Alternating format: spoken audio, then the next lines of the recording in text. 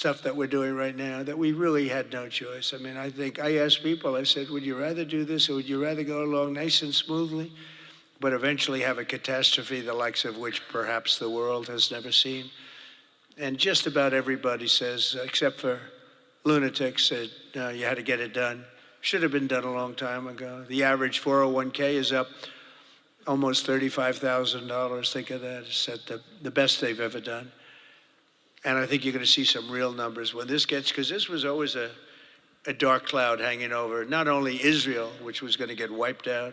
You know, if we didn't do that B-2 attack, Israel would have been wiped out. They would have had a nuclear weapon within 2 weeks after that.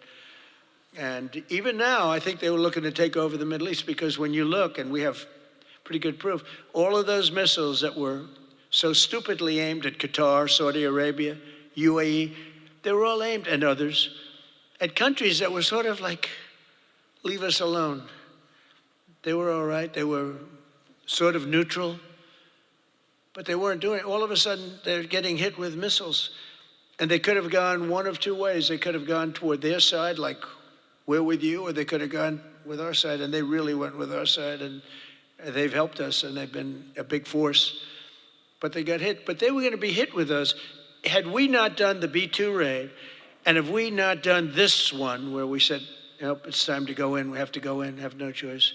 Number one, if we didn't go in, they would have come in after us, because I see the Democrats trying to justify it, and they're failing because the voter on the street is saying, you got to be kidding.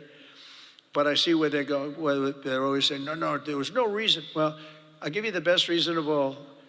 Within a week, they were going to attack us 100%. They were ready. They had all these missiles, far more than anyone thought. And they were going to attack us. But they were going to attack all of the Middle East and Israel.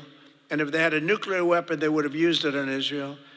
And this was going to be a major attack. And they had all of those missile sites and all those launchers that we got rid of, about 80% of them right now, by the way. Got rid of most of the, it's died down to a trickle. They have very few launchers left. What our military has done is amazing. They wiped out almost 20%, maybe 22, 23%, but the rest are going very quickly. And the missiles have been largely knocked out. The drones have been knocked down, and we're hitting where they make the drones. We know them all, and we're knocking the hell out of that now where they manufacture the drones. A lot of work, a lot of brilliant work, but we're going to have a much safer world as soon as it's finished, and it's going to be finished pretty quickly. With the help of our House Republican majority, we passed the largest tax cuts in American history, and we have to be talking about it. And with the great, big, beautiful bill, we delivered no tax on tips, no tax on overtime, and no tax on Social Security for our great seniors. And we did something else which is great that nobody ever talks about, Tom, and we have to talk about it. We made interest on auto loans fully deductible. That's never happened. We've never had that. Rich people always get deductions, but middle-income people, people that have to struggle a little bit, never did. But now they can deduct the interest paid against their taxes. We have one little proviso, and I put this on, it's very important, only if the car is made in America, all right? That's going to have a huge impact. That's going to have a huge impact. We passed the Trump accounts to give every child in America a head start on the American dream, and that's so good. It was, I'll tell you, the Dell family, Dell computer, put up $6,250,000,000. Think of it. He started with very little, nothing, very, very little. Started making computers on his bed, and he said, yeah, people started liking them better than the ones from the... Hey guys, thanks for tuning in. We're going to do Q&A here in a little bit. We got a lot to get into as Donald Trump is addressing the nation from Florida. He said he's going to do a press conference at 5:30, but I think some of his comments on Iran are important to pay attention to, so we're paying attention to it right now. Do more, and we have a lot of other people. A lot of very rich people are doing it. A lot of people that aren't so rich are doing it. They're doing it for their kids, but it's turning out. So a young child turns 18 or 21, and all of a sudden they have $100,000 in the bank. What a difference that is between having that and having nothing. And it could be more than that. It could be a lot more depending on what happens with the world. And we passed 100% expensing and bonus depreciation on all new equipment, factory construction and investments, and that's what made our first term. We had the greatest economy in the history of our country in the first term, and this one's going to blow it away. Again, we had a little pause, but it's not a very big pause. With your help, we also passed the largest regulation cuts in American history, ending the Green New Scam, one of the greatest scams in history, and massively increasing production of American oil, natural gas, and clean, beautiful coal. We brought coal back. You're not allowed to say coal without clean, beautiful. Got to be clean, beautiful. China uses coal. They're building about 65 massive coal plants right now. But China, great respect for China, but you know, they make all the windmills, right? The only thing they don't do is use the windmills. They make them. But try finding wind farms in China. There aren't too many of them. They have a lot of solar panels and nuclear reactors now. An ambitious agenda that should be our roadmap this year, and it's starting with lowering the cost of living. You know, they gave us a mess. We inherited a mess, an absolute mess. And the mess was many things. They were bad with our military. They were bad with everything. I mean, I said, name one thing that they did right. They can't name one thing. But they also gave us very high prices. And then they said the word affordability. That's the first time I ever heard it. They said affordability. My first day in office, they said affordability. They're the ones that caused the problem, but we're really bringing down prices big. Do you notice you don't hear that word anymore, Mike? They don't say it anymore because we brought down prices so much. So our message is simple. Democrats created the high prices, and our policies are totally ending them, and they're ended, and we're doing better. We're even bringing them down further.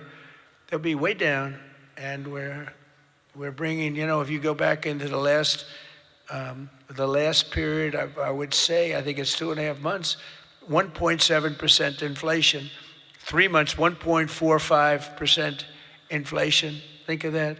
Whereas they had the highest inflation in the history, the single highest inflation in the history of our country. Now, you know, I always say this. They say 48 years because right I now, don't want Donald the fake Trump news is to get addressing me the on it. nation, and They say it wasn't we're history. It was talking 48 about years. the conflict. That the inflation was the highest in 48 years. His comments are pretty but I don't interesting. know, in some ways, so, 48 years check in sounds right even now, worse because it's very youtube.com/We specific. Are Change. We're live But they right had now. the highest inflation probably in history, but in 48 years, we inherited that. One of the first targets must be the crushing health care.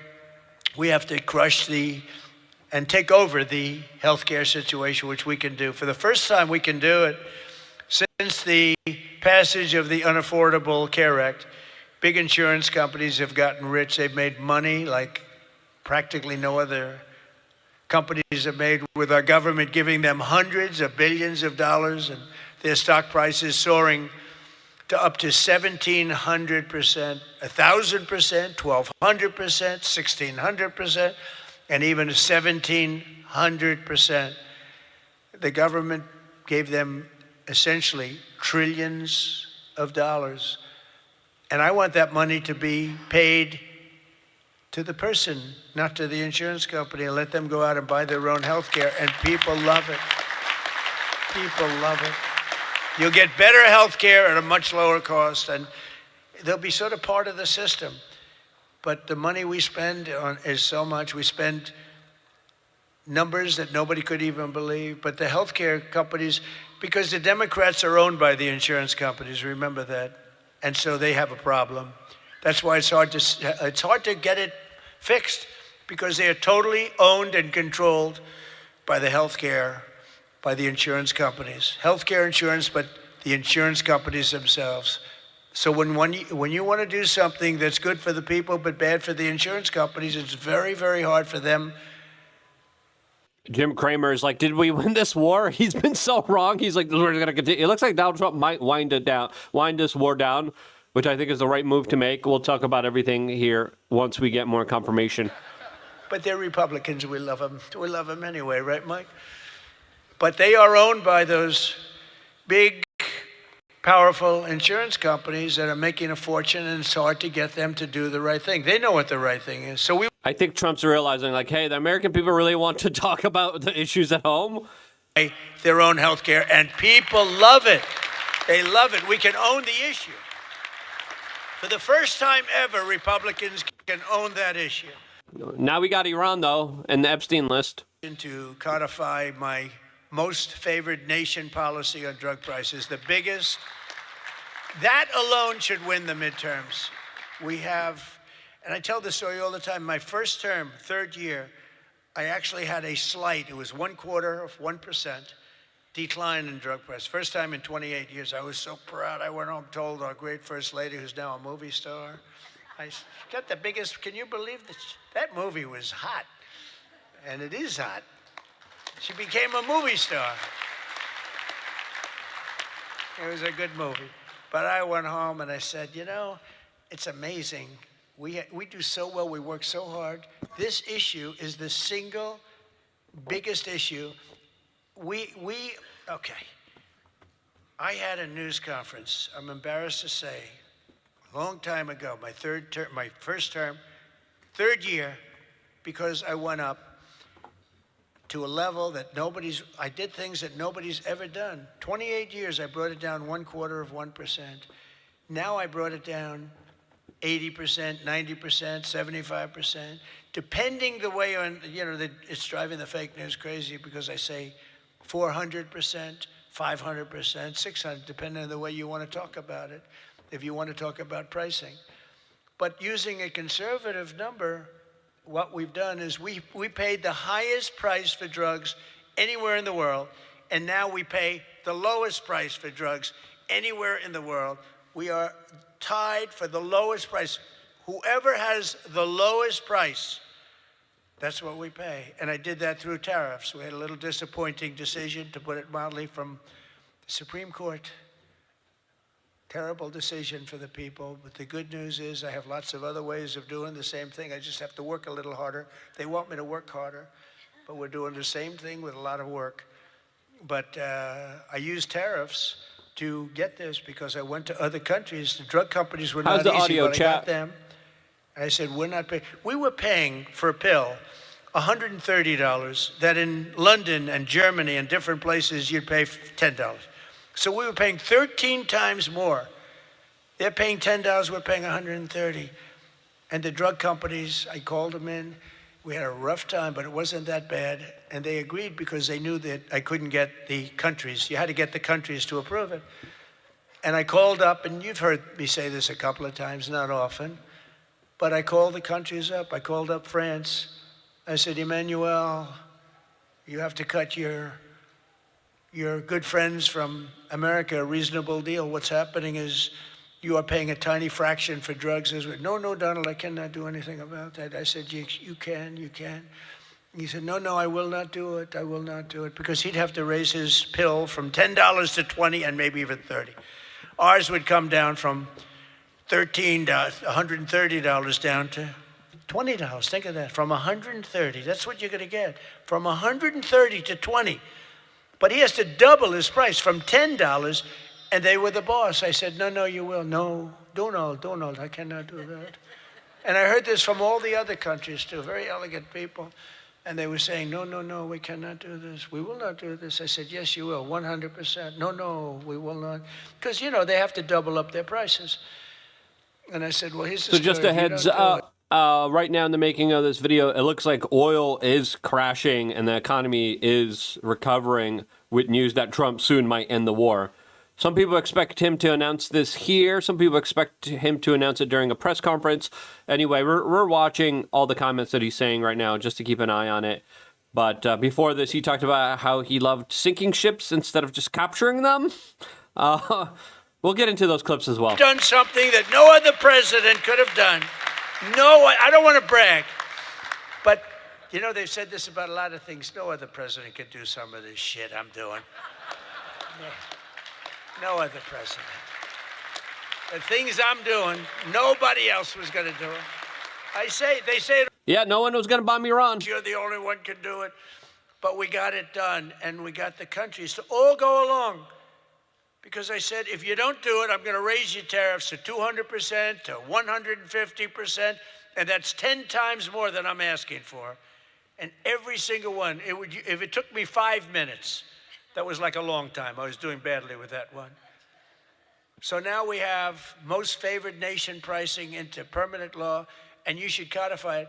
But I don't care that much about codifying it, because what politician is going to agree to increase drug prices by 500%, okay? So, but it's still good to have it codified. Don't you agree? You know, they're saying, sir, we have to codify it. I said, that's okay, but I'm not. Other things you should codify. That I can tell you. This one you should codify, because you want to take credit for it. You want to take credit for it. So if you can, please codify it. Get out there and codify. You're getting an 80%, 85%, 55%, 70% reduction in drug prices. Codify it. But if you don't, no president's going to raise it, in my opinion. Although they are crazy, you know, these people are crazy. They could find a way. You better get it codified. And as we work to bring down interest rates so that more Americans afford a house, I'm also asking you to ban the Wall Street firms, large Wall Street firms, institutional investors from buying up thousands and thousands of single-family homes, hundreds of thousands of homes, because homes really are for people, not for hedge funds. We want to get the market out so they can do it, and we're stopping it. We want people to be able to buy a house. It's the American dream. Buying a house is a part of the American dream. No one's buying homes now. It looks like we're on the precipice of a housing collapse soon. Hopefully not, but looks like it. It was Anya Zarutska, the mother of beautiful 23-year-old Ukrainian girl who was stabbed to death on a train in North Carolina by a deranged criminal, arrested more than a dozen times. And I had the mother, as you know, at the State of the Union, and she was devastated. Beautiful woman, devastated, uncontrollably devastated. And we couldn't get one Democrat to even clap. The Republicans clapped and went wild, and they loved her. Not one Democrat in that whole room even thought about clapping. They sat there frozen-faced, disgusting. House Republicans should get every member of Congress on record and pass a tough new crime bill that imposes harsh penalties for dangerous repeat offenders, which this nut was, cracks down on rogue judges and prosecutors, and ends no cash bail once and for all. No cash bail is a big part. I mean, you have a man murder somebody, and by that afternoon, he's out on bail. No cash bail. It's a huge problem. We also need to end deadly sanctuary cities, and you have bills before you now, and you're working on things, but hopefully you can do that, Mike, because it's terrible. They're sanctuary for criminals. That's all they are, sanctuary for criminals. They fight ICE all the time. That was the problem up in Minnesota. They had a lot of criminals in there. They wouldn't give it to us. And to stop illegal aliens who cannot even speak English from driving 18-wheel tractor trailers. They have no idea what they're reading. I wouldn't be able to do it in their countries. There's arrows, there's speed limits. They have no idea what they're reading. And in many cases, they're on drugs on top of that. We need to ban any state from granting commercial driver's licenses to illegal aliens. Have to do it. Long overdue. And I want to thank House Republicans for passing another common sense measure. I would think it's the easiest thing. I just told Mike. You know, you were at $19 million. I have to say this because I've never contributed. I was a huge contributor for years and years. Once I became president, I never contributed any money, because the greatest thing about being president is I no longer have to contribute. Nobody ever asked me for money. They asked me for my endorsement. I've endorsed just about everybody in the room. But keep winning, right? Yeah. 124-0 this Tuesday. 124 wins, no losses. Is that good? And there were some rebels. We endorsed a few rebels, right? A few that Mike was saying, it's going to be a tough one. But we're 124-0. But as president, nobody ever asked me for money. And as president, you know, like as president, you sort of don't make campaign contributions, right? Doesn't even. But I heard you were at $19 million today. I said, has that ever been done? No, sir, it's a record. But 20 would sound better, right, Mike? Yes. He said, I'm going to give you $1 million. It's the first time I've done it. I never did it before. I never did it before.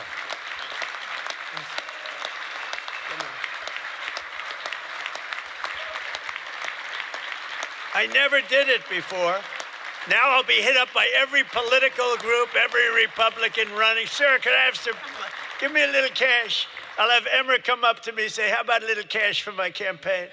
I will no longer have the excuse that as president, anyway, no, but we had to hit the 20, right? We had to hit the 20. That was a hell of a thing. You beat it by a lot. You beat the record, the previous record by a lot. But I want to thank House Republicans for passing another common sense measure, to me the easiest of all, the Save America Act, to protect our sacred American. Look at this.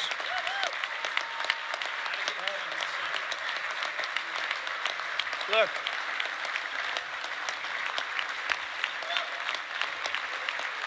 It's the easiest thing we have. I can't, it's the easiest thing we have. Now, the problem is you call it the SAVE Act, and nobody knew what the hell the SAVE Act. Have you been seeing, I've been working overtime the last month. It's called the, capital the Save America Act. And I saw Schumer yesterday, we will stop Save America. He's getting killed. They can't do it. And then the things within the Save America are so good. But just the title.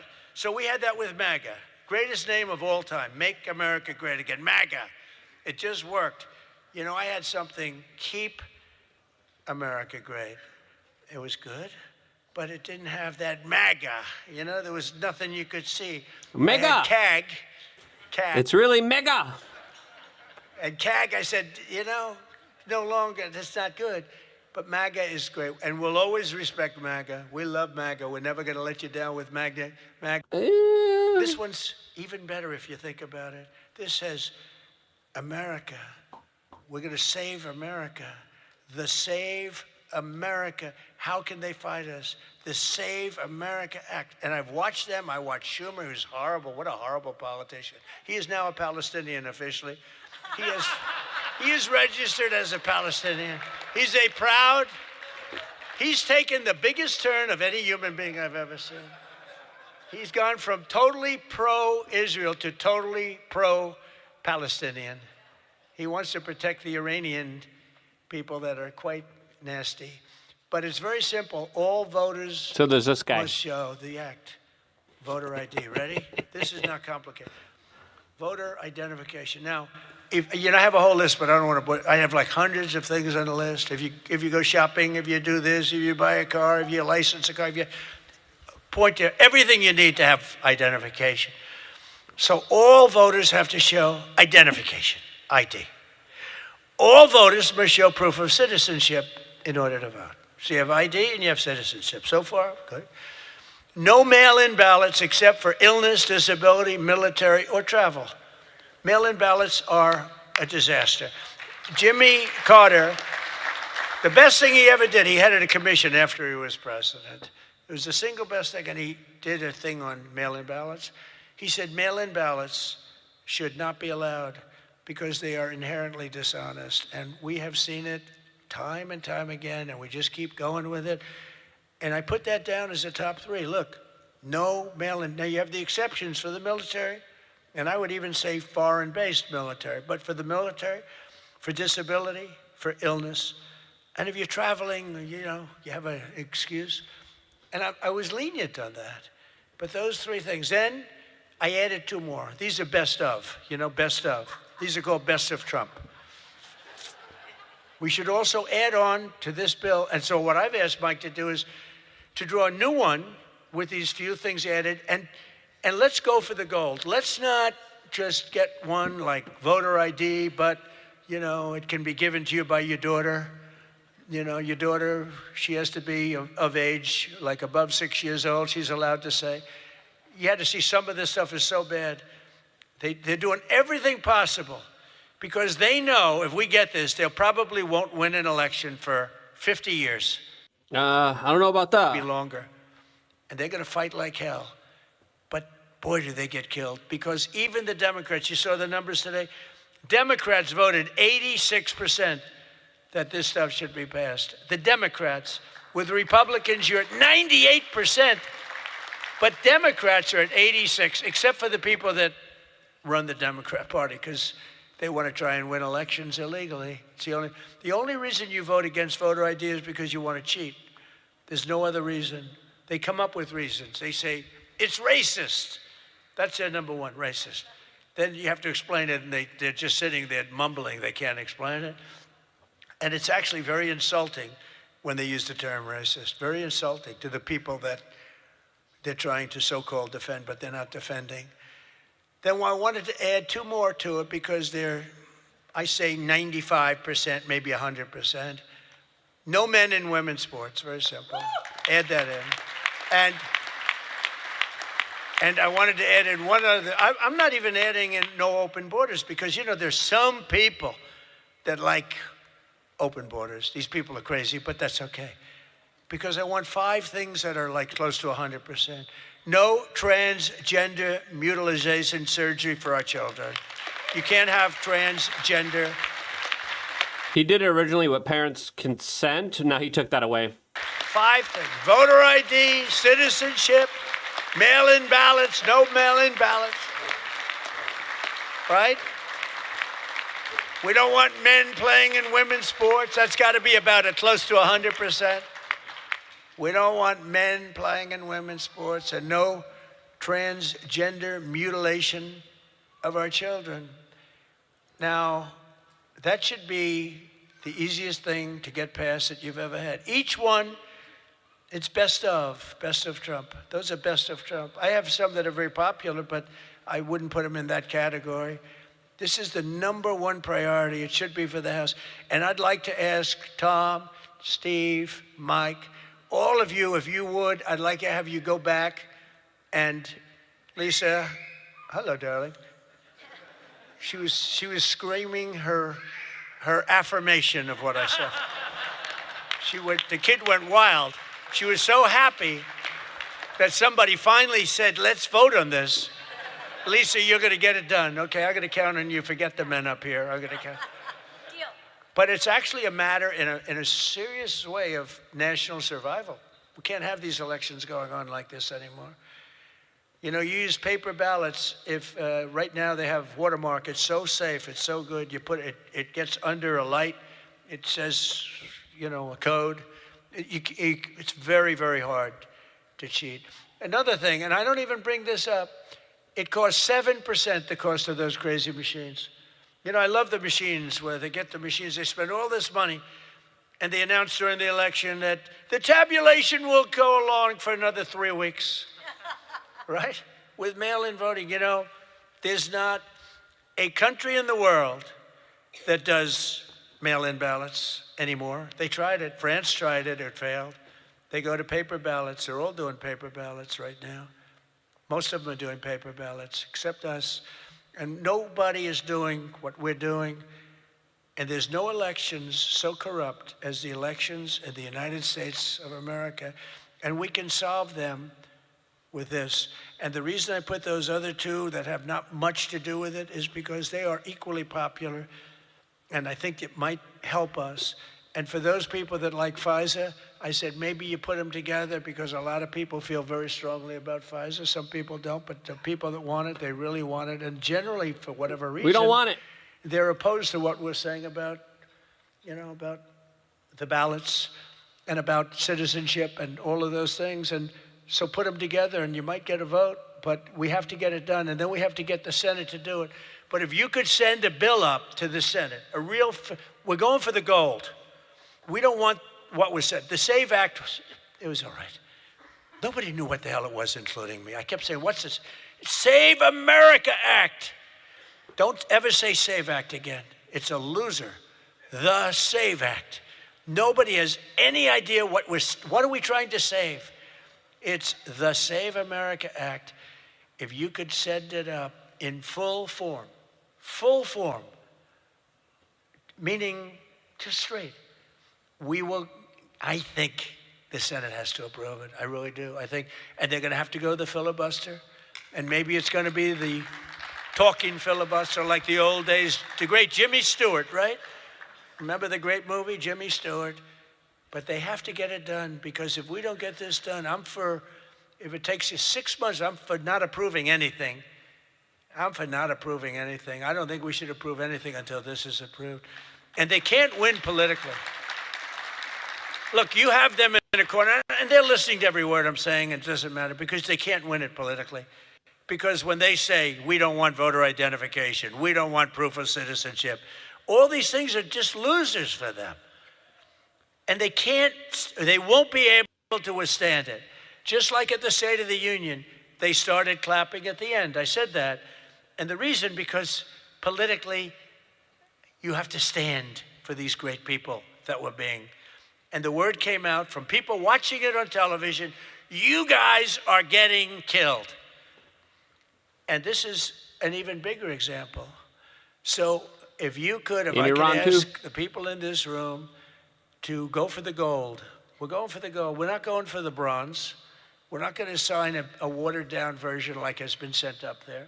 Let's go for the gold, and let's just not accept anything else. I'll tell you what, I'm willing to just sort of say I'm not going to sign anything until this is approved. I really am. That's how bad it is. And we're going to have to push the Senate, because you have 4 or 5 senators that are, I don't know, 4 or 5 Republican senators. You'll have to explain them to me, but we're not going to get into that. But we're going to push them to get it done, because I don't think you can politically exist if you're not going to do voter ID and these things. I don't think the people in this country will stand for it. So I'm making my biggest plea tonight. It'll make you, and I'm not doing it for this reason at all. It'll guarantee the midterms. It'll guarantee the midterms. If you don't get it, big trouble, my opinion. If you get this, your midterms, and they know it. For 2 reasons. Number one, they won't be able to cheat. And number 2, the people are demanding it. Every time I go out, Save America, sir, Save America Act. We want the Save America Act, sir. That's all they talk about. They don't talk about housing. They don't talk about anything. That's what they talk about. And if you send it up there, you're going to win the midterms at levels that you can't even believe.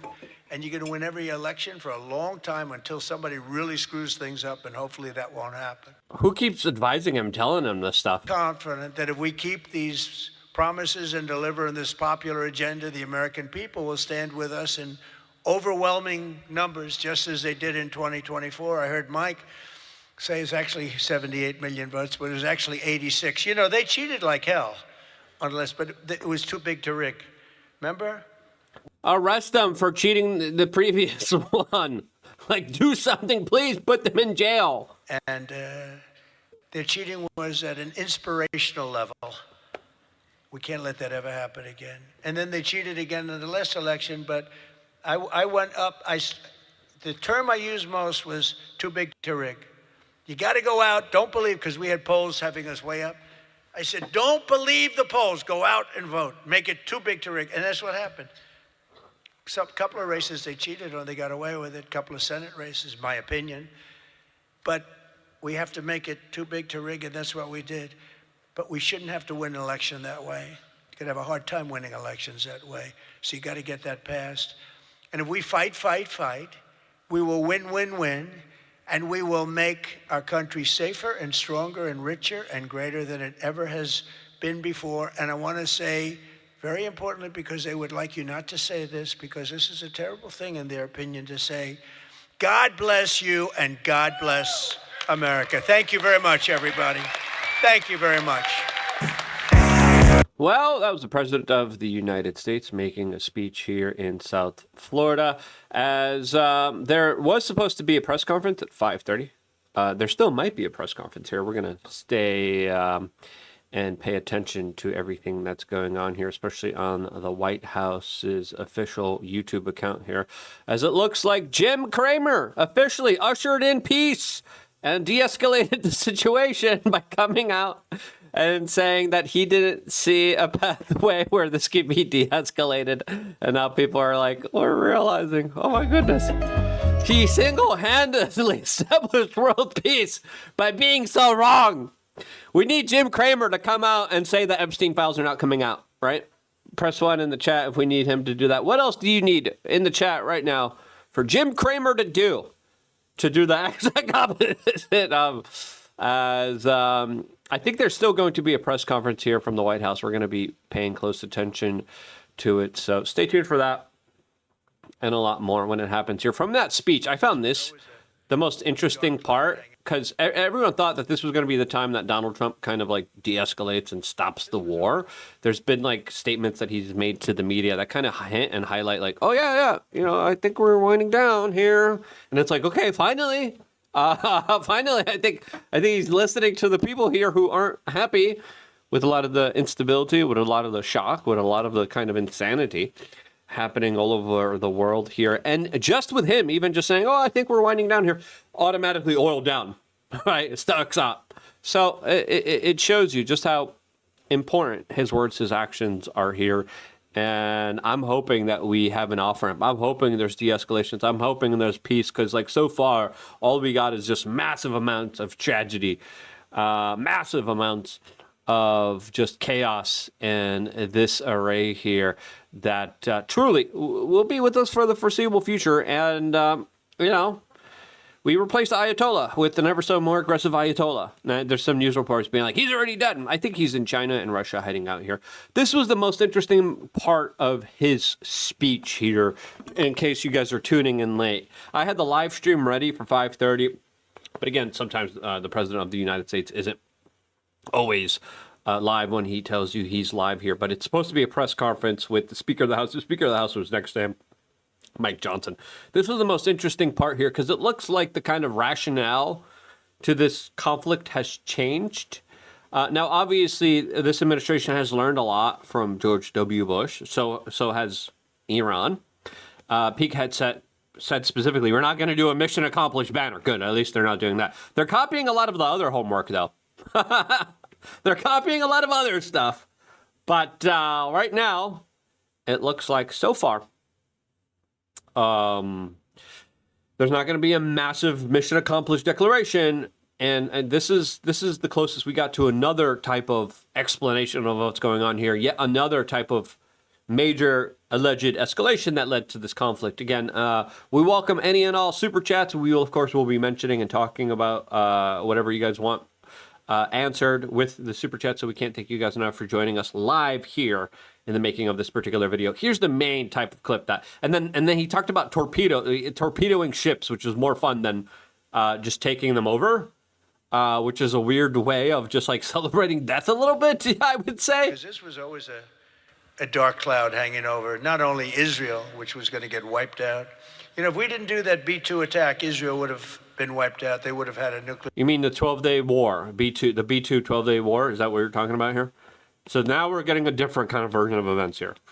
First, Rubio says, Iran was going to strike Israel. No. Rubio says Israel was going to strike Iran, therefore it kind of forced our hand. We had to do it. And then Rubio walked it back the next day. Trump then reiterated that.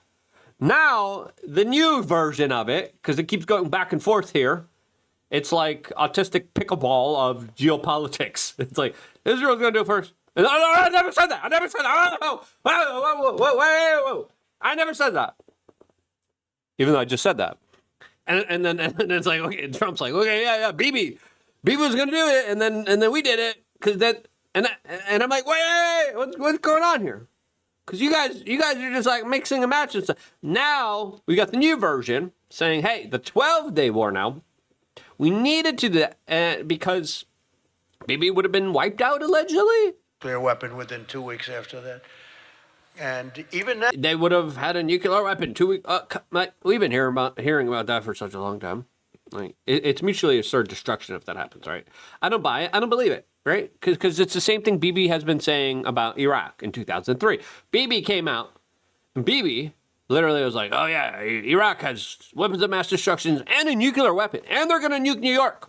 Saddam Hussein's going to nuke New York. And then by getting rid of Saddam Hussein, the Middle East is going to be so peaceful. It's going to be so nice. It's going to be great. None of that happened. Did that happen? None of that happened. And again, for 40 years, it's like, oh yeah, the Iranians and their nukes. It's like, okay, I think from the Iranian perspective here, and again, the Israeli perspective is, holy cow, these people want to eliminate us and get rid of us.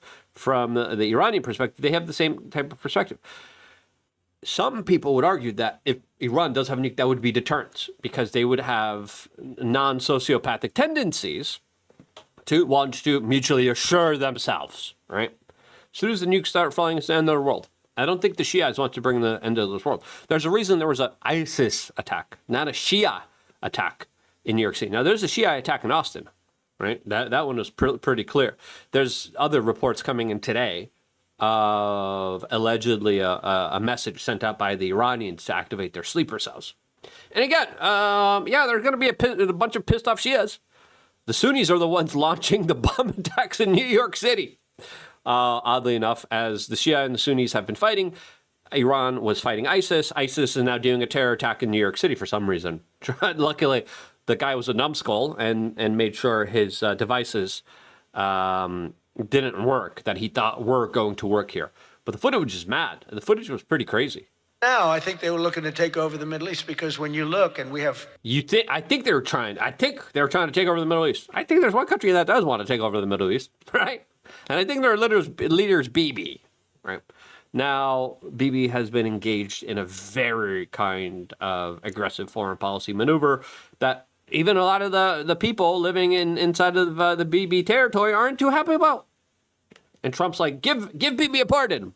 And the American people are like, can we focus here? And you saw that during the speech. Trump's like, hey, insurance, yeah, okay, I get it. We'll do something about insurance. Are we? Can't we? He talks about affordability.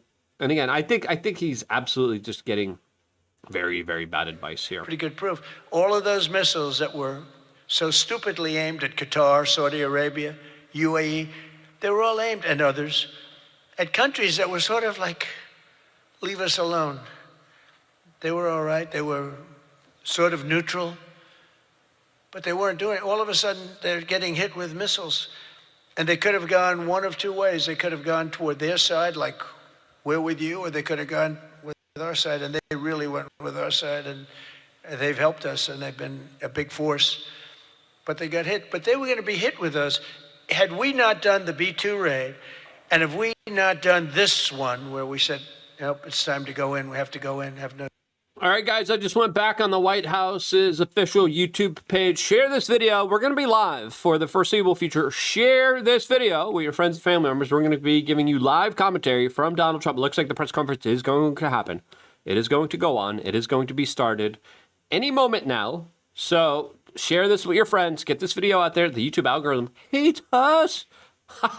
Like, very severely. But youtube.com/wearechange. Get this out there.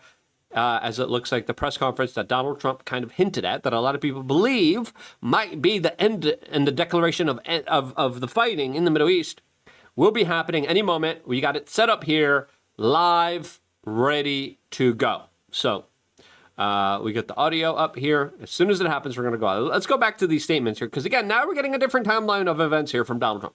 A different one. Like, all right, here we go again. It's like that GTA meme. Here we go again. Now what's the timeline of events? Now, allegedly, it was last year. Now we're going even back further. All right. Now we're going back last year. Iranians supposedly were days away. Oh, I heard that one before. I heard that one for like 20 years now. Days away from a nuke. And they were going to be sociopathic and insane and crazy. And they chop off baby heads, too. They have a baby chopping off a factory. Yeah. What else is going to get you to go along with this nonsense? What else is going to get you to fight these foreign? What else can we get for you there, buddy? What else we got? I want to pull up the chat, because the chat's awesome. I love the chat. I love when you guys are very critical, as you guys are here. As I have a lot of different stuff pulled up here. I'm just trying to make sense of it all here. If I get any super chats, I'm going to be, of course, reading them. So stay tuned. The main announcement's coming. Hopefully, this is what I hope happens. I hope Trump's like, all right, guys, no more war. We're going to make sure Israel stays in their respective corridor. Bibi stays in his respective corridor. Iran's going to stay in their respective. No more fighting. That's it. Over. That's what I hope happens. That's what I hope. Right? There's other people that are talking about, well, maybe there could be a nuke. Hello, everyone. Thank you there very we go. much. Here comes the press conference. It's been a very big 2 days, I have to say. Oh, yeah. And we'll be heading back to Washington, D.C. right after this.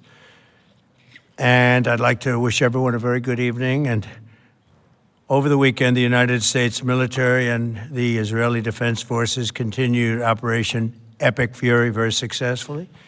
Over the Very past 9 days, we've carried out some of the most powerful and complex military strikes and maneuvers the world has ever seen. Now, you add that up to all of the other things, Midnight Hammer, getting rid of the nuclear threat from Iran, which was a big moment in history, in my opinion, and the great success we've had in Venezuela and all other places. Every place we've gone, we've had tremendous success. We're bombing Cuba, probably. But while we're doing all of these things, we're achieving major strides toward completing our military objective. And some people could say they're pretty well complete. We've wiped every single force in Iran out very completely. Most of Iran's naval power has been sunk. It's on the bottom of the sea. It's almost 50 ships. I was just notified it's 51 ships. I didn't know they had that many. Didn't last very long. And these are fighting vessels. They're meant to fight, but they're not meant to fight against us.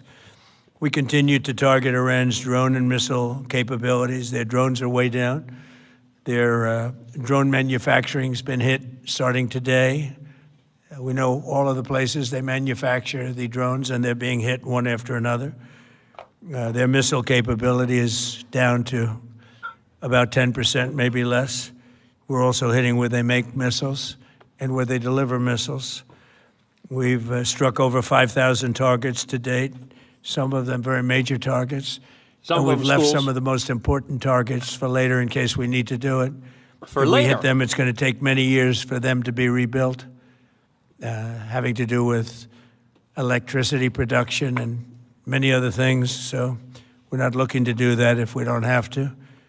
But they're the kind of things that are very easy to hit, but very devastating if they are hit. We are waiting to see what happens before we hit them. Desalination plants? We could take them all out in one day, but it's all resulting in a 90% decline in various things, but in particular, Iranian missile launchers and 83% drop in drone launchers. As you know, the drone launchers are pretty well shot, but we're at over 90% decline in the Iranian missile launchers, which is very hard to reproduce and very hard to get. And usually what we were able to do through great equipment, a lot of smart people, as soon as they sent a missile up from a launcher, we were able to knock out that launcher within a period of 5 minutes or less, accurately right on the noggin.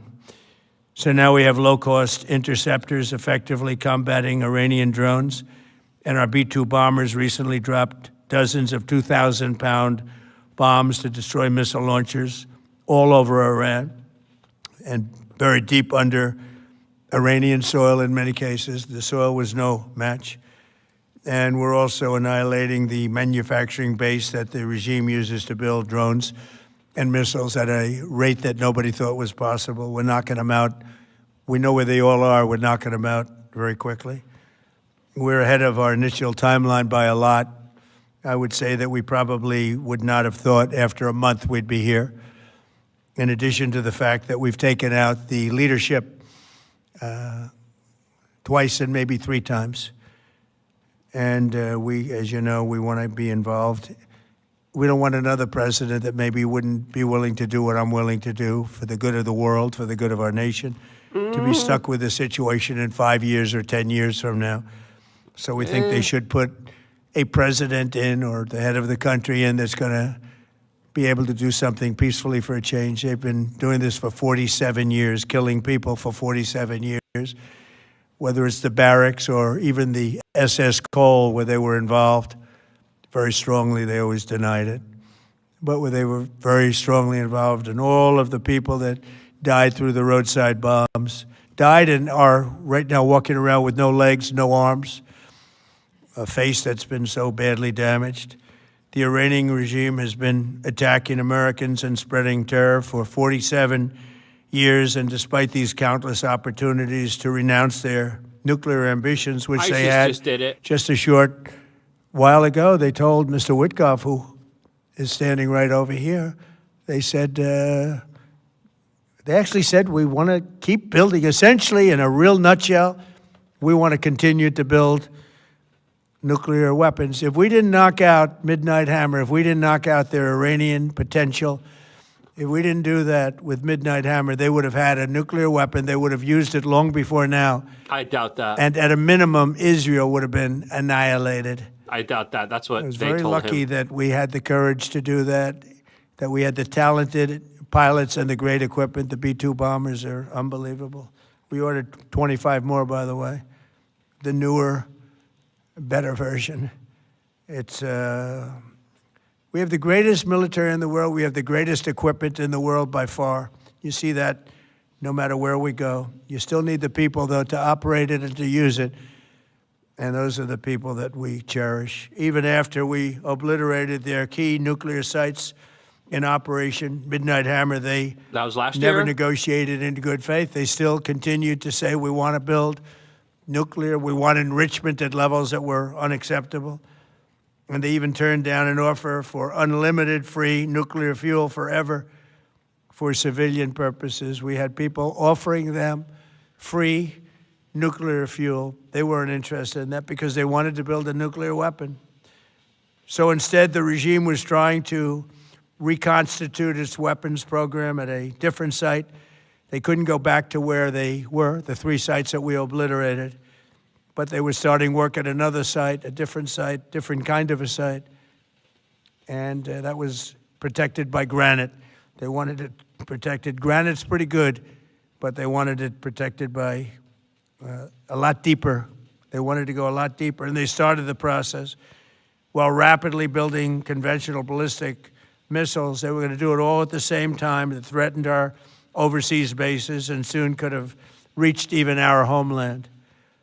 The regime's intention How? was to use this What? exponentially Who growing told them ballistic missile threat to make it virtually impossible to prevent them from obtaining a nuclear weapon. So as you probably saw, they had a tremendous number of missiles, most of which are now being used or destroyed, and very unsuccessfully used because we have been able, for the most part, to shoot them all down. What incredible technology. The Patriots have been unbelievable, and other things.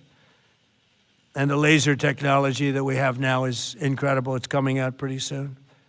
Where literally lasers will do the work of, at a lot less cost, do the work of what the Patriots are doing or what other things are doing.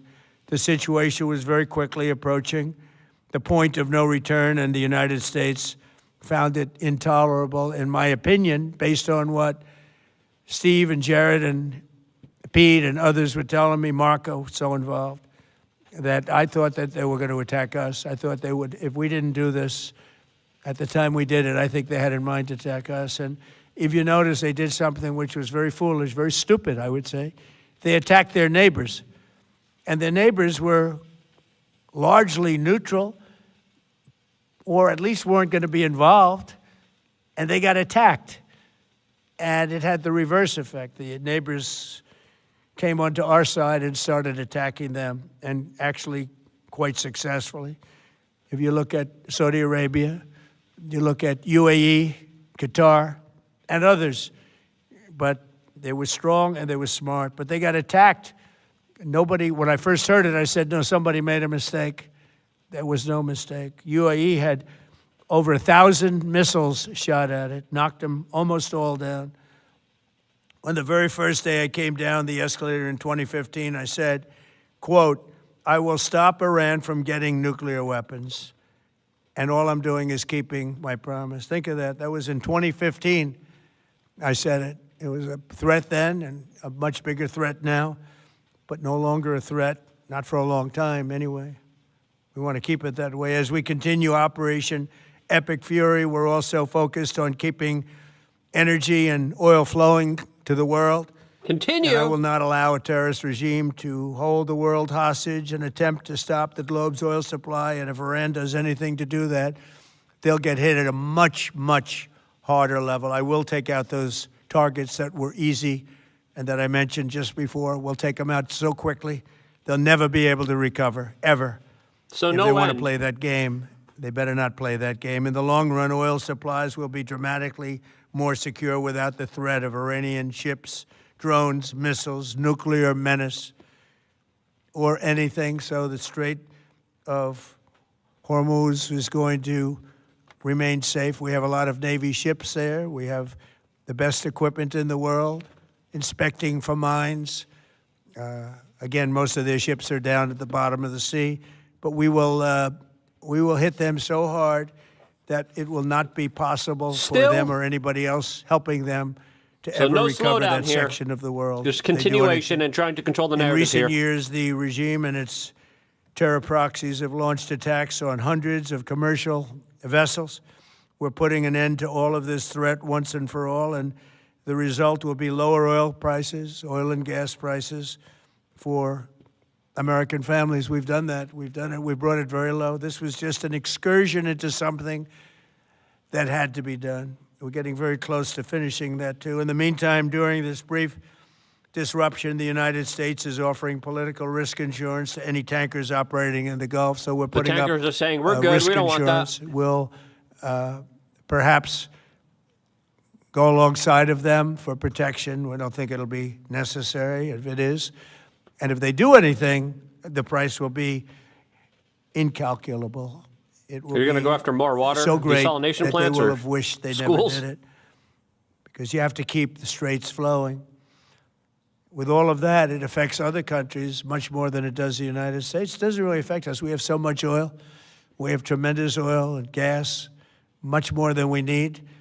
We have Venezuela now as our new partner, great partner. They've worked out so wonderful. We're working with the administration, the president, and it's the same administration, just without Maduro. Oil, gas, everything. But we're in a very good position, but very unfair to other parts of the world, like China as an example. I mean, we're doing this for the other parts of the world, including countries like China. They get a lot of their oil through the straits. So we're doing this. We have a very good relationship with President Xi in China. I'm going there in a short period of time. And we're protecting the world from what these lunatics are trying to do. Now we're helping out China? And very successfully, I might add. We're also waiving certain oil-related sanctions to reduce prices. So we have sanctions on some countries. We're going to take those sanctions off till this straightens out. Then who knows, maybe we won't have to put them on. There'll be so much peace. But when the time comes, the U.S. Navy and its partners will escort tankers through the strait if needed. I hope it's not going to be needed, but if it's needed, we'll escort them right through. And we have the greatest mine-sweeping ability. We have the greatest ships, and all of we know exactly where they're placed. We'll get them out of there very fast, but we hope we don't have any of that. And again, if they do that, if they play that game, we're going to hit them at a level that they have not seen before. So we're winning very decisively. We're way ahead of schedule. Our military is the greatest in the world, with the greatest equipment and the greatest people in the world. Nobody's ever seen anything like it. Iran's a very powerful country. They were going to take over the Middle East. If we did not hit them, they were going to take over the Middle East. They had thousands and thousands. Since their last hit, they had thousands and thousands of missiles and everything else. Most are now destroyed. But they were going to take over the Middle East. Those weapons were aimed at Middle Eastern countries that had nothing to do with this. They were going to take over the Middle East, and they were going to try and destroy Israel. So we stopped it with good timing, and we're very proud to be involved in this, and it's going to be ended soon.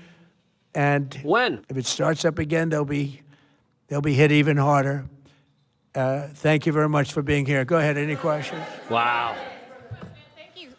Thank you so much. Go ahead. Do you approve of Iran's new supreme leader? And secondly, can you tell us more about your call with Russian President Vladimir Putin today? Yes. What did you discuss? Yes, I had a very good call with President Putin. We had a lot of people on the line from our side, from his side. We were talking about Ukraine, which is just a never-ending fight. And look, there's tremendous hatred between President Putin and President Zelensky. They can't seem to get it together. But I think it was a positive call on that subject. And we obviously talked then about the Middle East. That war is meant to be continued. If Trump wanted to end it, he could end it. be helpful. I said, you could be more helpful by getting the Ukraine-Russia war over with. That would be more helpful. But we had a very good talk, and he wants to be very constructive. Yeah, please. Yeah, please. Thank you, Mr. President. On Iran, you called it an excursion. You said it would be over soon. Are you thinking this week it will be over? No, Are you talking but soon. about days? I think soon. Okay, and with respect Very to... soon. Look, everything they have is gone, including their leadership. In fact, there are two levels of leadership, and even actually, as it turns out, more than that. But two levels of leadership are gone. Most people have never even heard about the leaders that they're talking about. So it's obviously been very, very powerful, very effective. To Cuba, you said that Cuba wants to make a deal. Yes. What would the United States get in return for that, and why should Americans trust Marco Rubio to negotiate it? Well, Marco Rubio is doing a great job. I think he's going to go down as the greatest Secretary of State in history. Look at what we've done as a presidency. He called him a Look at Marian what we've Anderson done as puppet an before. Administration.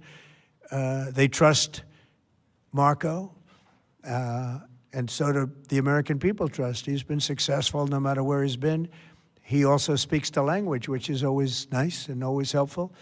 But he's dealing, and it may be a friendly takeover. It may not be a friendly takeover. It wouldn't matter because they're really they're down to, as they say, fumes. They have no energy. They have no money. They're in deep trouble on a humanitarian basis. And we don't want to see that, but they were very, very bad to a lot of people, as you know, and a lot of people living on the Cuban-American vote, which I got at record levels. Very important. Those people are very important to me. I know what they went through. They went through hell. Some of them have gone on to be some of the most successful people in the country. Cuban-American business people, some of them are like the most successful in the country. And a lot of them are friends of mine because I've been fighting this battle with them for a long time. The Castro regime was brutal, but they lived off Venezuela. Now they don't live off Venezuela. Venezuela sends them no energy, no fuel, no oil, no money, no nothing. They lived without Venezuela. They couldn't have made it. And we cut them off from everything else. So, yeah, they're going to make either a deal or we'll do it just as easy anyway. Yeah. Please, go ahead.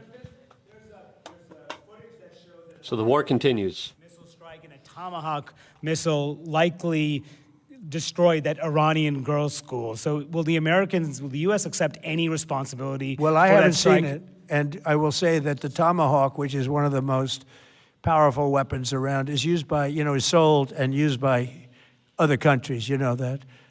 And whether it's Iran, who also has some Tomahawks, I wish they had more, but whether it's Iran or somebody else, the fact that a Tomahawk is very generic. It's sold to other countries, but that's being investigated right now. Yeah, the military's like, hey, Trump, that wasn't an accurate statement before. Thank you. Mr. President, you've said the war is, quote, very complete, but your defense secretary says this is just the beginning. So which is it, and how long should Americans be prepared Well, I think for you could this war say to it both. last? Good question. It's the beginning of building a new country, but they have no Navy, they have no Air Force, they have no anti-aircraft equipment. It's all been blown up. They have no radar, they have no telecommunications, and they have no leadership. It's all gone. So, you could look at that statement. We could call it a tremendous success right now as we leave here. I could call it, or we could go further, and we're going to go further. But the big risk on that war has been over for 3 days. We wiped them out in the first 2 days. When you think about it, it's incredible. We wiped out a big Navy, very powerful Navy. These were ships. These were serious ships. These were ships that you buy when you want to win battles. They're all on the bottom floor. The sailors are all running off the ships. They refuse to get on the ships. The Air Force is gone. Everything's gone. The missiles are down to a trickle. The drones are down to probably 25%, and they'll soon be down to nothing. We'll have where they manufactured the drones are under fire as we speak. They're being hit. So the rest is going to be determination as to my attitude, along with the people in the Trump administration, what we want to do. Thank you. Yeah, please. Can I ask you, you mentioned you were going to waive certain additional oil waivers or sanctions. Can you talk a little bit more about that and address in particular? Well, are we're you looking to considering keep the measures oil like- prices down. We went artificially up because of this excursion into a very positive thing. I mean, this was an excursion that a lot of people wouldn't have done. I knew oil prices would go up if I did this, and they've gone up probably less than I thought they'd go up. But I don't think anybody thought we were going to be this quickly successful. This was a military success, the likes of which people haven't seen. We have the best military. We have the best equipment. We have, I believe, the best generals. We have the best. And this went very quickly. We talked about that with President Putin. He was very impressed with what he saw because nobody's ever seen anything quite like it. You know, Iran was a very powerful military country with all of the missiles. Now, you had the double attack. You had the original attack with us and Israel, and that knocked them for a loop. Then you had the B-2 bombers, which took out their nuclear capability, and they would have had a nuclear weapon within 2 weeks to 4 weeks. And I they heard would that have one used before. it long before this press conference. That would have been And we might insane have had for a them much to do. different press Mutually conference assured if we had a press destruction. I don't think that's conference true. at all. But it's been amazing. The military success that we've had is truly unprecedented. You've told your congressional colleagues that you will not sign any piece of legislation until the Save America Act is passed. Does that include the confirmation of Senator Mullen as your next DHS secretary? Does that mean a DHS funding bill? And Senator Thune said today, it's not a matter of whether or not your Republican colleagues agree with the policy, it's about changing the process. In other words, getting rid of the filibuster to get there. So in order to get it, you're going to need Democrat votes. And what we're saying is the Save America, not the SAVE Act, which nobody knew what it was, the Save America Act, the Save America Act. And that's voter ID.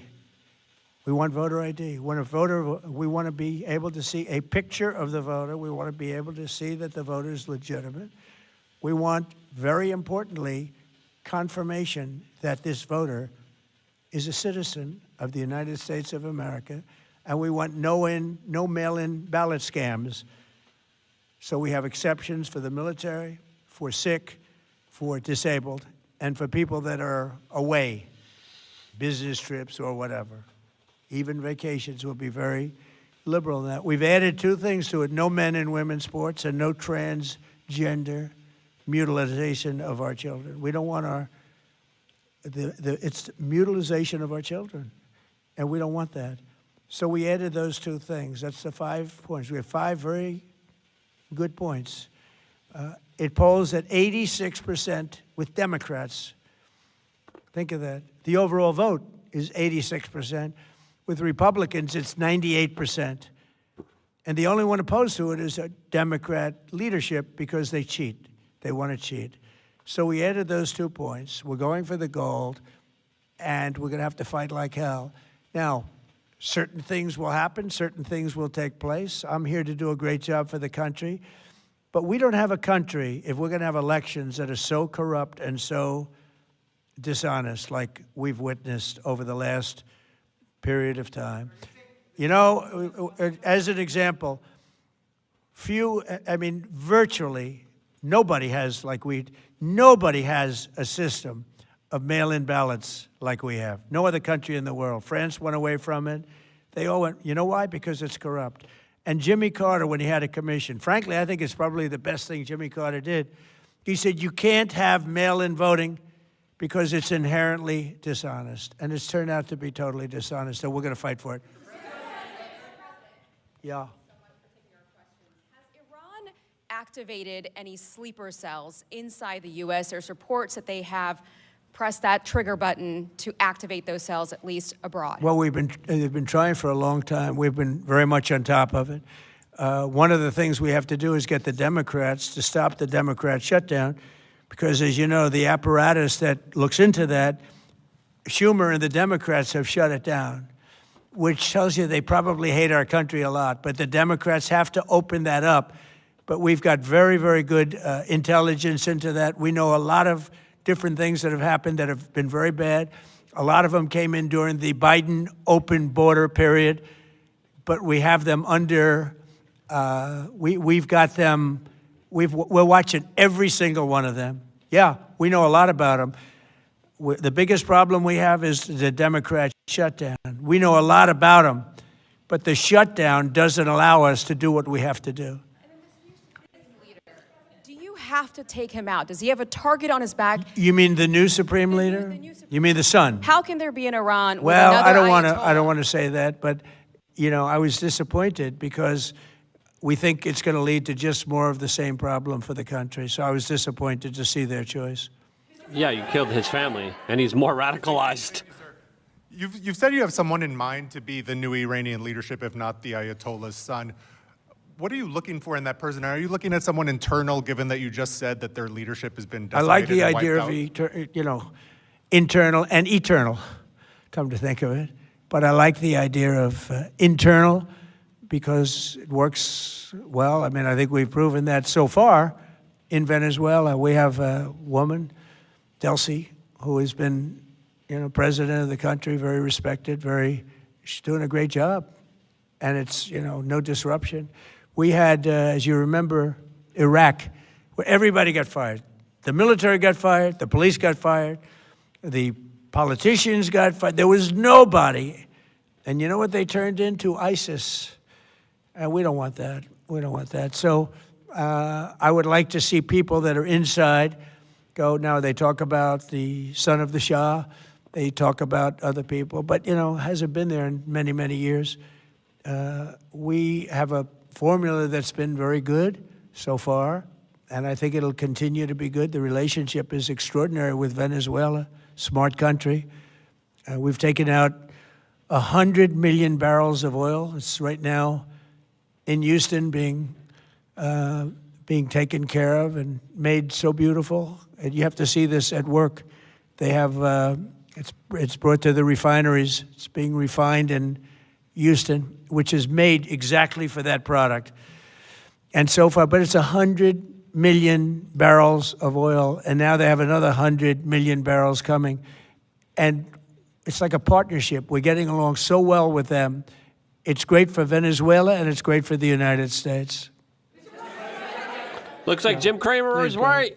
There is Mr. no President, de-escalation. You just suggested that Iran somehow got its hands on a tomahawk and bombed its own elementary school on the first day of the war. But you're the only person in your government saying this. Even your defense secretary wouldn't say that when he was asked, standing over your shoulder on your plane on Saturday. Why are you the only person saying this? Because I just don't know enough about it. I think it's something that I was told is under investigation. But tomahawks are used by others, as you know.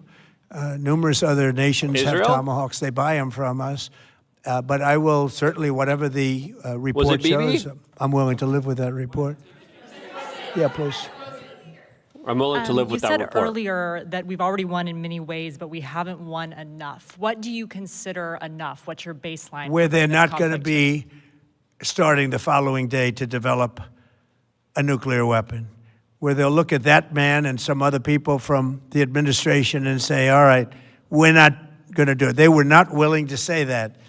And when Steve called up and he said that to me, I said, well, here we go. Let's do it the hard way. But the hard way, I think, is probably the easy way. When basically I can see that they will no longer have any capacity whatsoever for a very long period of time of developing weaponry that could be used against the United States, Israel, or any of our allies. We have great allies in the Middle East, great countries that are allies. And they were It seems staying like this out is of the it hard until way. they got hit. Someday they'll have to do a story. Why did he do that? Why did they do that? But they were going to hit them. If I didn't hit them first, they were going to hit our allies first. I believe, I doubt that. upon information and belief, but I believe that he was going to, they were going to take over the Middle East. They were looking to take over the Middle East. I don't believe that. Now, had Operation Midnight Hammer not taken place, that was definite, because they would have had a nuclear weapon within a matter of weeks. By But his that own took place. definitions, That that was a operation was a setback. failure. But look at the number of missiles they were able to buy and make over the last 6 months. And those missiles were aimed at various countries. And when you look at over 1,000 missiles shot at like UAE, they were looking to take over the Middle East. We got there first. We're lucky. I'll tell you what, the Middle East and those countries, very rich countries, are very lucky that I was president instead of somebody else. If this administration knew Iran was going to attack, they would have let him attack first, because then they would have had the justification to attack or retaliate without any of this nonsense. I don't think so, no. No, we get along very well on this. He was, I would say, philosophically a little bit different than me. I think he was maybe less enthusiastic about going, but he was quite enthusiastic. But I felt it was something we had to do. I didn't feel we had a choice. If we didn't do it, they would have done it to us. I felt, based on the negotiations that were being had by Steve Witkoff and Jared Kushner and Marco and Pete, and everybody was involved, I felt that they were looking to tap us along before they hit, and I thought they were going to hit. And if they hit us first, that would have been a very bad thing. In the back, please, in the back. You're telling me their strategists didn't figure that one out? Like, I don't buy that at all. About the straight, you mean? Yeah, well, I want to keep it open. I want to keep it good. You know, it doesn't pertain to us so much as it does to China. We're really helping China here and other countries. Yeah, why are we doing Because they that? get a lot of their energy from the Straits. But, hey, look, we have a good relationship with China. It's my honor to do it. Yeah. You're honored to help out China. Come on. Everyone's You like, have 4D called chess, him he's going after an China. unacceptable choice. So does he have a target on his back? And how can you say I that- don't want to say whether or not he does, because that would be inappropriate. But, hey, look, I had a target on my back because, as you people wrote pretty well, they caught the assassin that was after me. So we just got them first, but they caught the assassin. They have him now in custody that was after me. So, you know, but people don't like to mention that, but they did catch him. And I'd like to congratulate our military, Secret Service, FBI, all of the people that worked on that, but they did. Yeah, please. The FBI let him into the country. Go ahead. No, go ahead, please. Thank you, Mr. President. You promised the Iranian people you would help them, but it sounds like you're willing to end this fight after your military objectives have wrapped up. Isn't that a betrayal of the Will people? I help them? I'd like to, if they can behave, but they've been very menacing. You know, they're great people.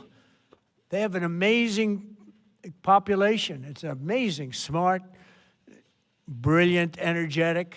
They have a great, I'd love to help them, but they have to be in a system that allows them to be helped.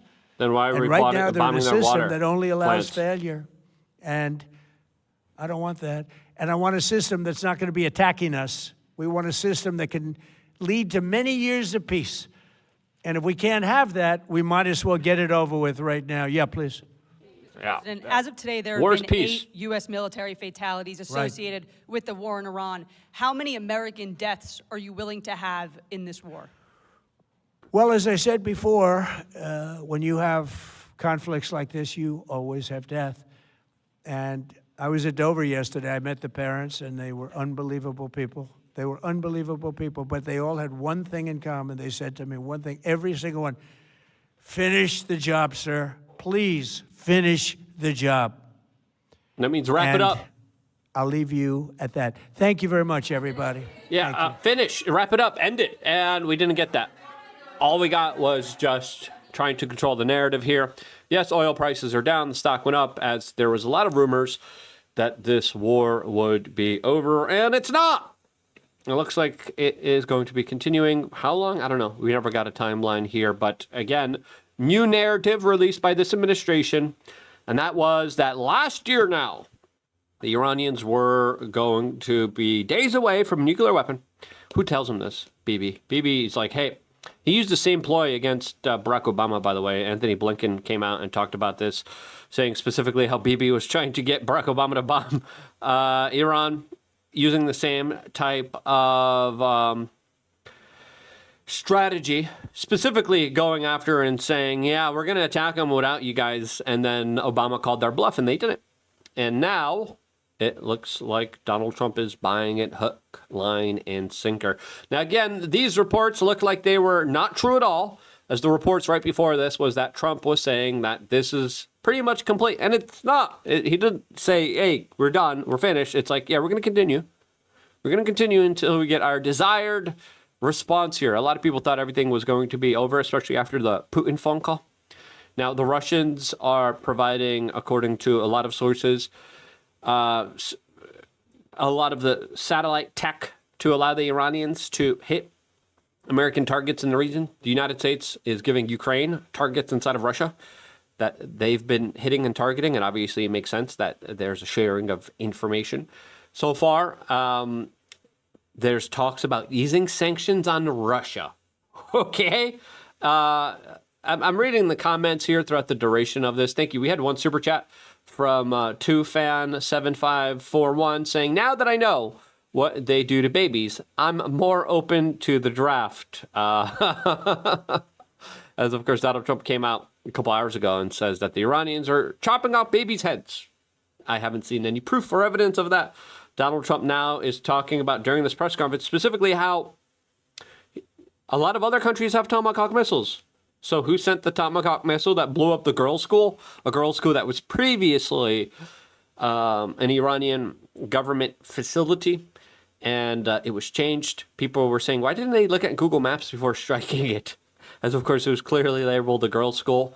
A lot of people believe that it was an AI mistake, potentially by Entropic, that made this kind of miscalculation. Some people are saying it was another missile that misfired, but it was very close to other kind of military installations, and it wouldn't surprise me if this was an accident. Obviously, no one deliberately tried to bomb a girls' school that took the lives of around 160, 180 young children, which was just absolutely awful and tragic, right?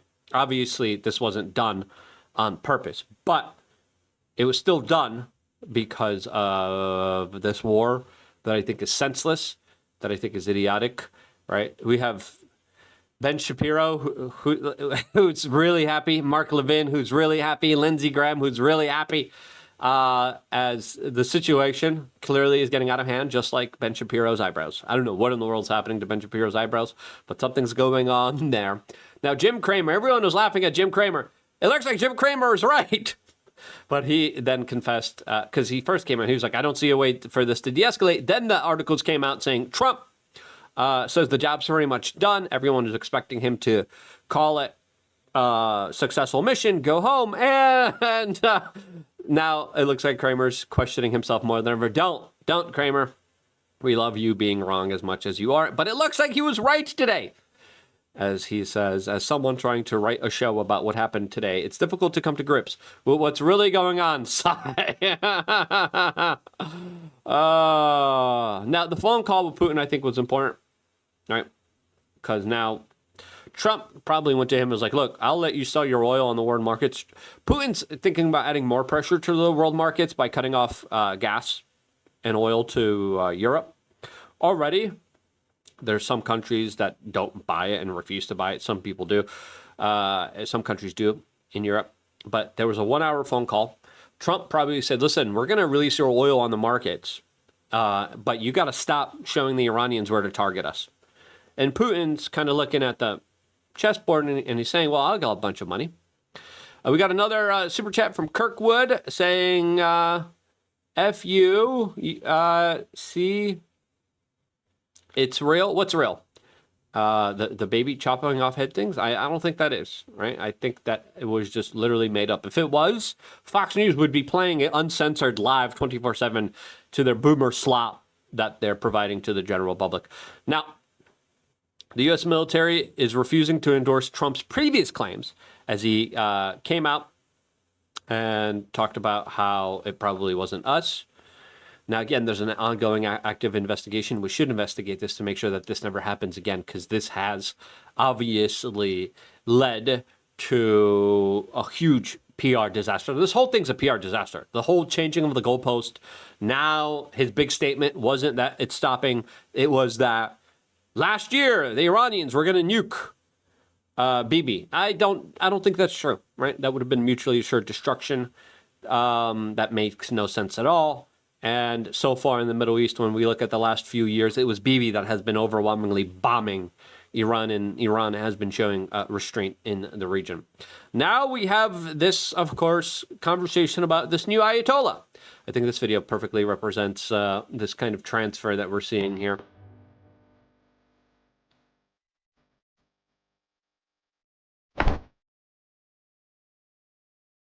Bibi's not happy. Yep, and now we got a more radical guy that just had his whole family taken out by the United States. You think this guy's going to be a little bit more of a radical? Yeah, you bet you.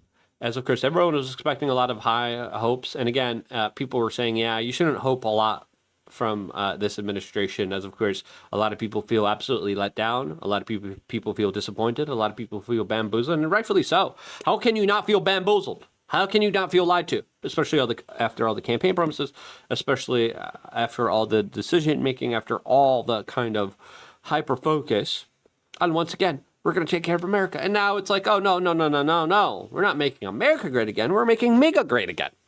And it's like, okay, now we're spending how much money? How many billions of dollars on this conflict? As the commander of the Iranian Revolutionary Guard's alleged aerospace force said, quote, "From now on, we will not launch any missiles with a warhead weighing less than a ton." Now, the Iranian strategy, allegedly, is to make the Americans and Bibi spend a lot of their munitions. And when the air defense systems are down, that's when they're going to allegedly send in the bigger kind of explosives, the bigger missiles, the bigger kind of ballistic type of hardware at U.S. installations, and more specifically at Bibi. Now, is that true? We will see. Again, everyone's talking a tough game here. Clearly, we're living in a fog of war. Clearly, there's a lot of censorship. Now, Trump's comments saying, oh, it's pretty much complete, was making a lot of people very excited about this conflict potentially ending. Now, there's Zero Hedge and other news organizations reporting how a Texas company is actually selling nuclear bunkers to high-level administration members of Trump's cabinet. Now, another opinion post here came out by the Washington Post right before this that kind of led up to this sort of excitement, right? It's kind of interesting to see all these like boomer slop people, these like cat turds, and these people that will lick boots regardless of how crappy they are and how much caca they have on them. They were like, yes, see, told you, Trump's going to finish the job today and we're done. See, trust the plan. And now they're like, oh yeah, Trump's just continuing the war, and he just gave a different excuse to why we're having it. And then he just promised more of it. Oh, okay. Where's the people? There should be an accountability tracker of all the people who are just so wrong.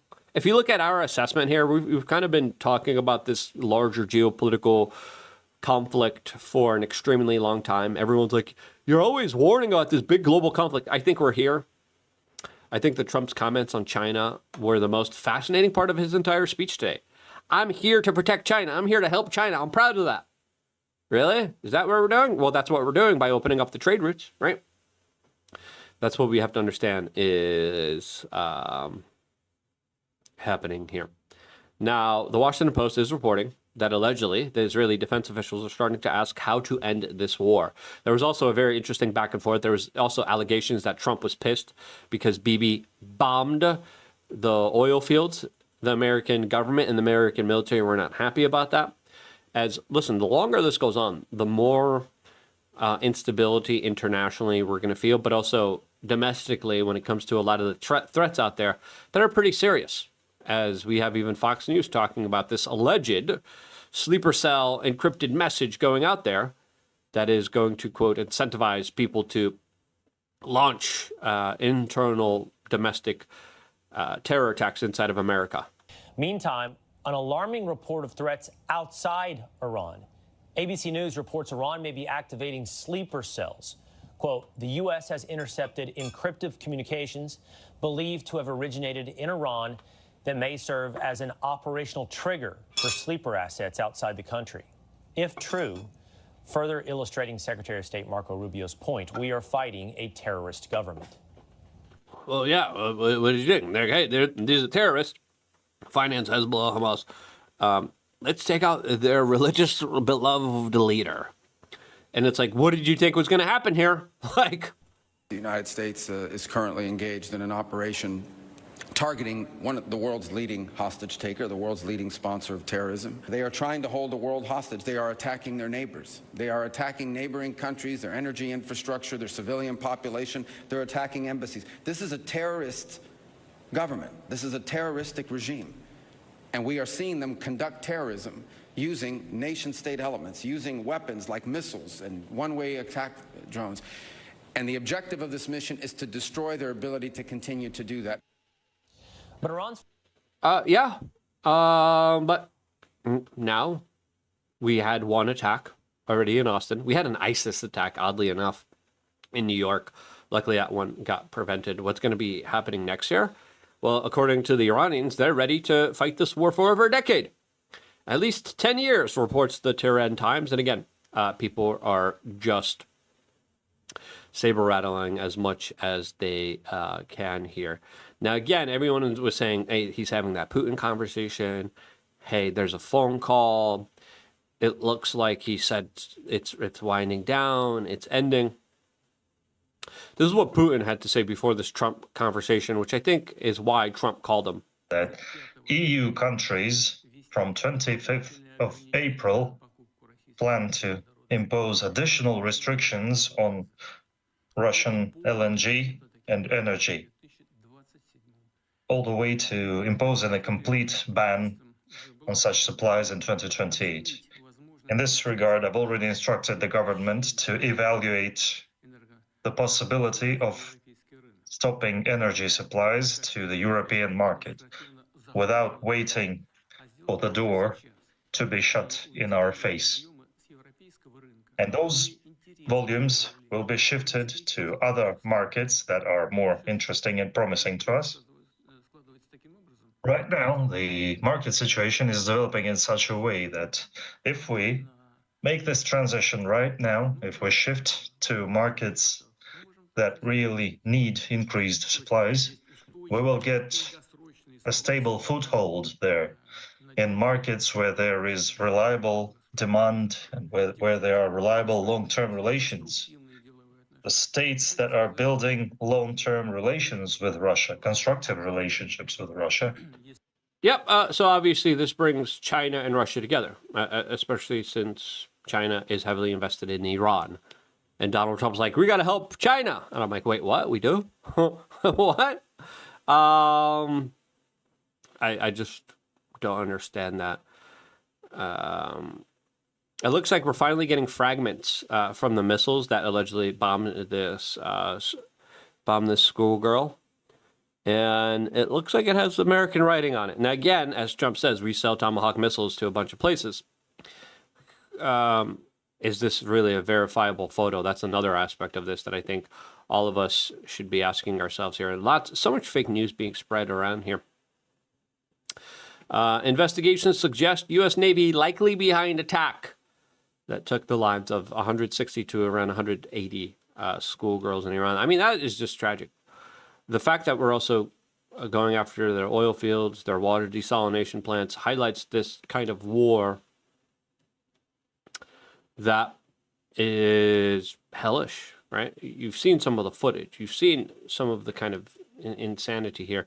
We had the NYPD Commissioner, Jessica Tisch, coming out and talk about this botched IED attack that just happened in New York City, as it looks like these people were inspired by ISIS. Iran, by the way, was fighting ISIS. The footage of it is pretty wild. I don't know if I should pull up some of these clips here, but the scenes from it were absolutely just bonkers. You see a leftist liberal literally talking about, let all the people in, open the borders. And then it's like, oh yeah, here's a crazy like jihadi throwing a makeshift improvised device that luckily didn't go off. We were born and raised in New York, and we want everyone here to stay in New York. You don't get to come from outside and then tell everyone else.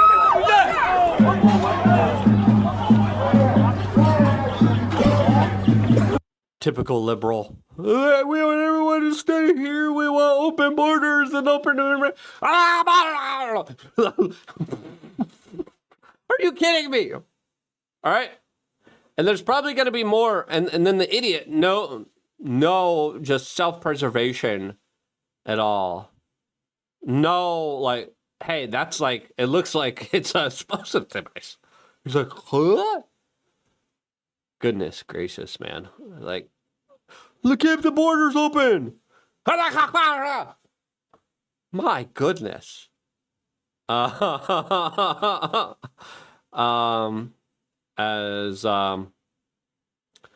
it looks like Jake there brought a pig and a goat out to New York City. Obviously, he was trying to be offensive here.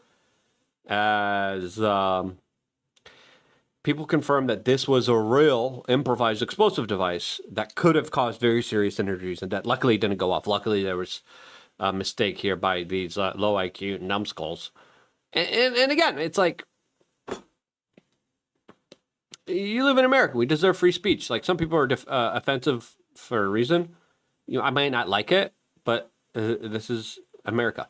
Shouts out to Progress with God. Thank you so much for the super chat. Appreciate that very much. Thank you for all the super chats here.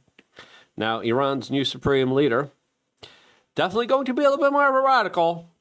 His father, mother, daughter, wife, son-in-law, and father's granddaughter got obliterated by Donald Trump. Now, this guy's probably either somewhere like in China or in Russia hiding out, right? I would think that that's what they would be doing here. That makes a little bit more sense here, as there's now reports of the Stuttgart German base where Americans are taken for surgeries, and there's calls for individuals there to donate blood. Now, some people are saying that that could be because there could be some more injured that we don't know about. How many people are injured? So far, our losses have been very minimal. And I hope it stays that way. I don't want anyone hurt. I don't want anyone dying. This war is stupid. It's ridiculous. It's a war against the infrastructure. It's a war against the Iranian people. A lot of innocent people being caught up. I mean, for children's school to be bombed, for a desalination plant to be bombed, for an oil field to be bombed, is just highlighting just the awfulness of this entire situation. We have reports coming in from Drop Site News that is reporting that Iran reportedly is unlikely to accept any type of deal. Now, again, a lot of people were very hopeful for a deal being made here, and so far, that did not happen. And again, as soon as Trump says, hey, the war could be over soon, everything kind of rebounded.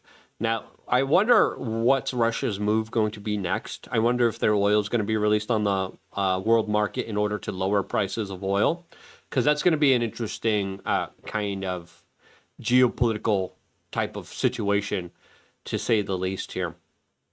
Now, so far, it looks like some ships are turning off their transponders. Donald Trump's trying to get this major kind of pathway of trade open.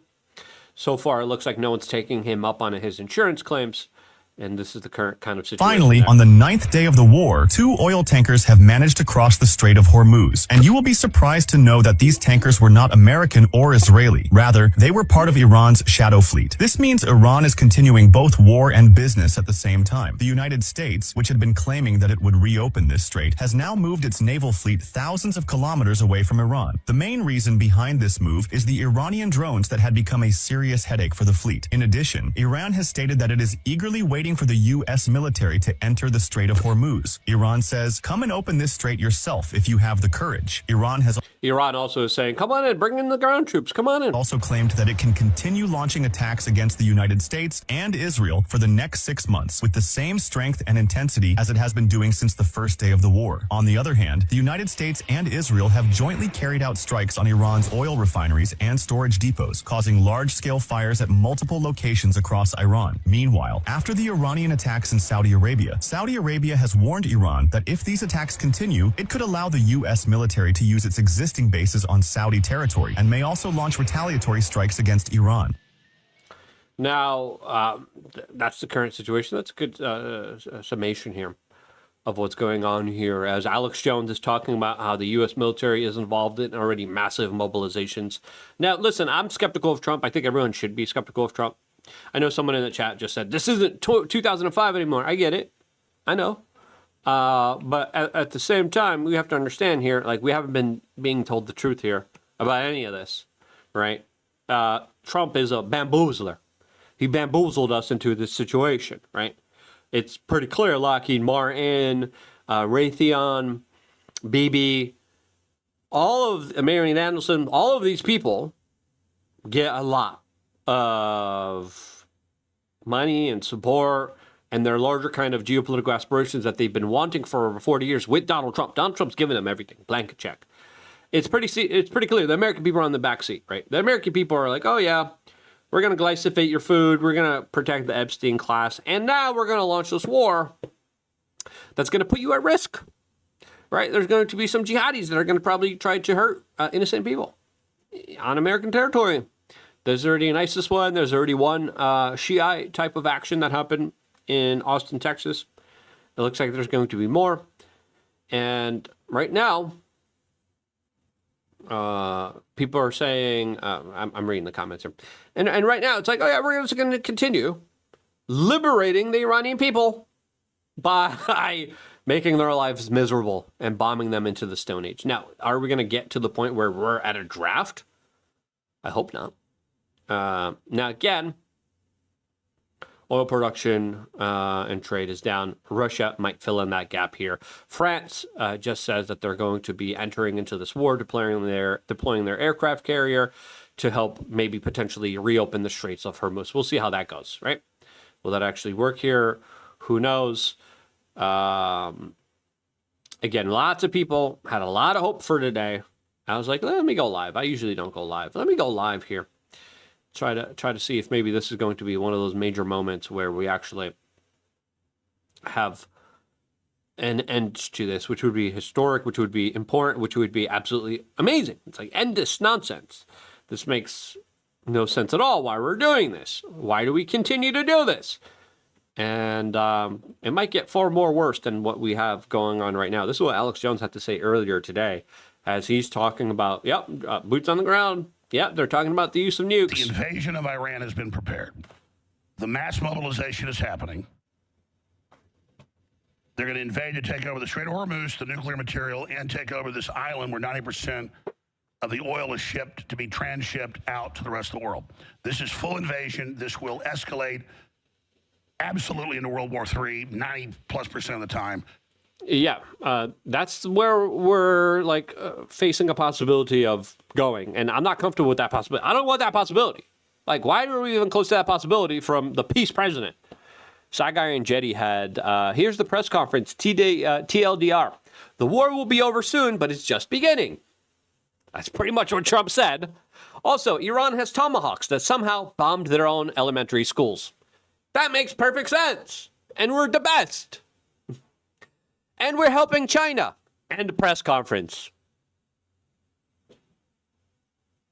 Are you kidding me? Literally, that's what we're doing? Literally? That makes no sense at all. Depending on how you study it. And I'm not mad at myself or even the crew. It's just there's not a sense of urgency because we're all so close to this. So the headline that was put out, and I'm not mad, leave it up, was about seizing the island. No, that is not, that I explained that was just the trigger for the full invasion. The full invasion of Iran is going down. We have maybe days, maybe a week to stop this. There is a full mobilization. The troops are already on C-130s, not just the 82nd. I'll be right back. I actually have to use the crapper. Pardon. It's all happening, okay? And even myself, we start covering this like it's an entertainment show or like we're watching a movie, a war movie. No, this is real. We're living this. So I need to stop the show, maybe go to rebroadcast for a while. Need to recollate my articles, recollate my videos, recollate it, and I will do it properly on air so that it's on record what's about to happen. Because I love to make jokes all day and just enjoy myself. Believe me, that's what I want to do. But I can't do it. I just can't do it.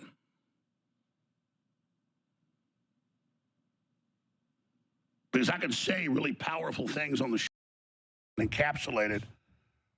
But if I don't communicate what...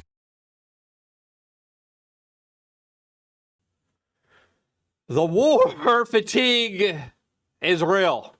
And I'm with Alex on this one, man. This has been like a doomer black pill express. It's really just like so disappointing. It's really just absolutely such a letdown, right? It's like, okay, yeah, we might get the end of it. Yes, okay, good. All right, yeah. It's like, yeah, the war's ending, but it's just beginning. We're finishing up, but we're just we're gonna wrap it up. They're gonna see. Really?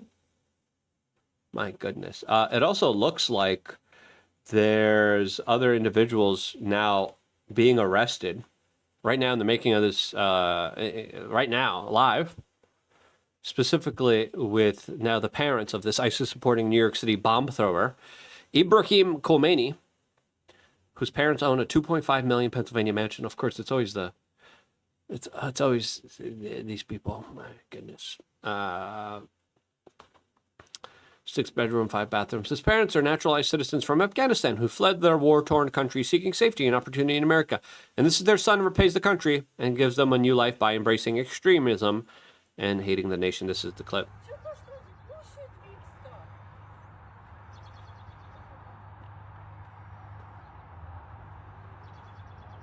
Looks like the feds are making more arrests there.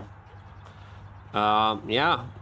Listen, expect more of these just idiotic, crazy, stupid people to go on. Someone just said it. Peace is war and war is peace, yeah. I mean, that's pretty much where we're at right now. It's like, we needed to start this war for peace. Really? Really? It's just a tip, I promise. You're going to be a virgin. You're going to be such a good virgin. Just a tip. Well, you're going to lose it anyway. I just made sure I was going to do that before. You know, I mean, we sell a lot of tomahawks. I think those tomahawks, I don't know, could have not been my tomahawk that blew up that school.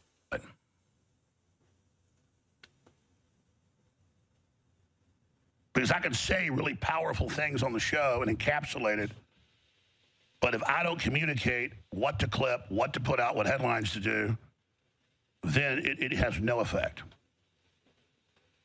And what I said first hour was a big deal. The whole point of them hitting that island first is to set the precedent and to get you to go to sleep to accept full invasion. We put out the headline with only the island, with their PSYOP control, not even knowing it. I'm not mad. I just realized that if I'm not constantly on, constantly there, the PSYOPs worked. We get taken over by it. This is just, I'm not complaining. It's just too much. You know, most politicians and people study like 2 weeks to give a 10-minute speech. And I'm just up here constantly having to, and I'm not bitching. It's just overwhelming. It is. And I'm like, man, I should have meditated today. I decided to go live. I was like, maybe it'll be a big thing. You know, maybe we'll see what happens. Let's just go live. And everyone's like, he's ending it. He's ending it. And I'm like, we'll see. Let's go live. Let's react to it as it happens. And yeah, you guys aren't appreciating the AI slop? Doesn't this video and a hype video, doesn't this motivate you to just spend your money and endanger yourselves and to destroy the lives of the Iranian people? Yay!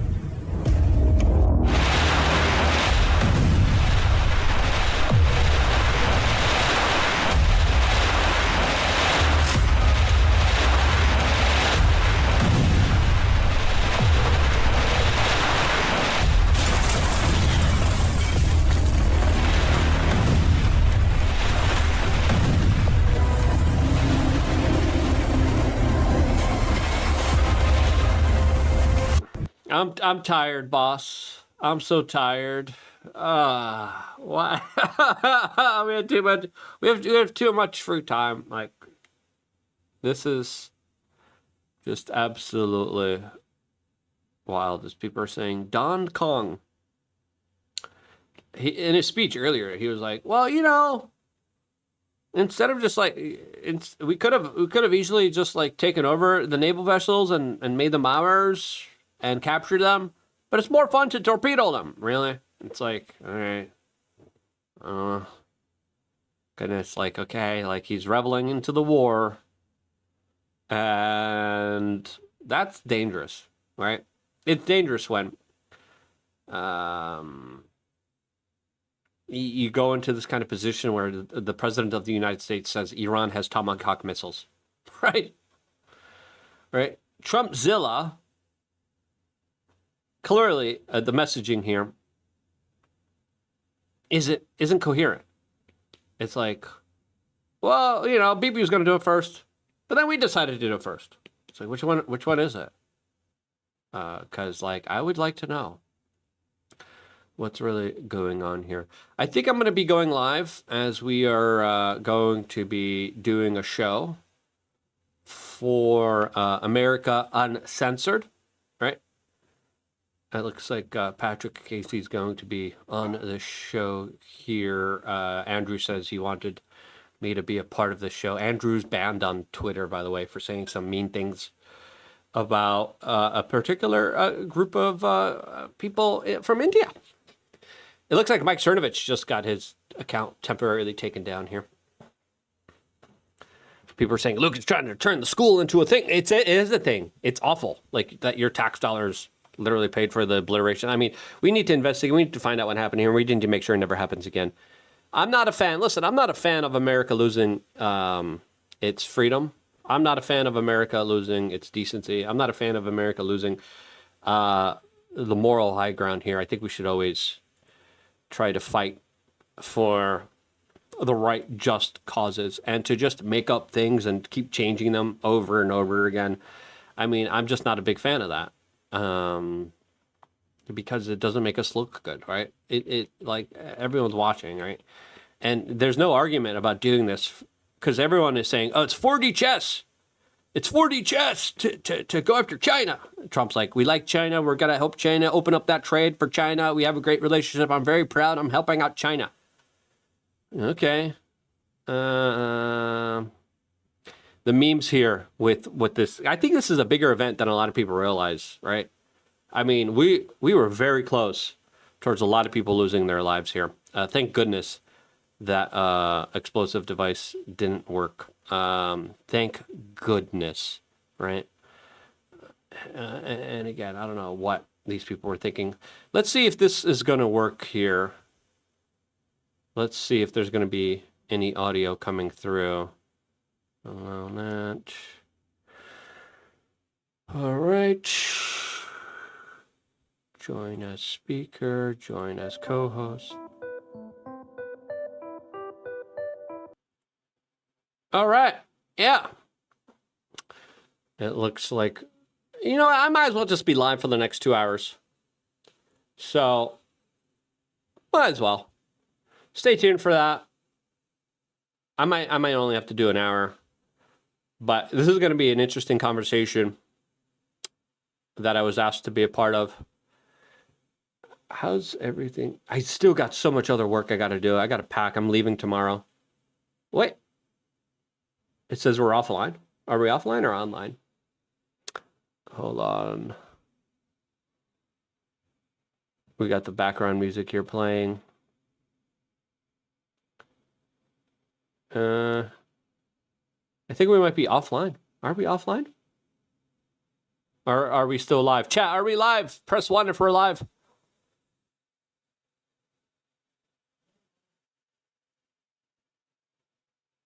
Something's going on with my...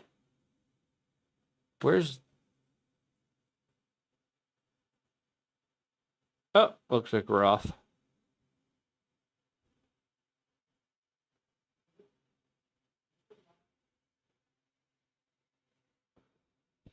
Hey, how's it going? I got a lot of things I got to do. I just had a little bit of time that I could be on now. I was just watching and live streaming Donald Trump's press conference, where a lot of people were hoping and expecting that it was going to be an end to this conflict.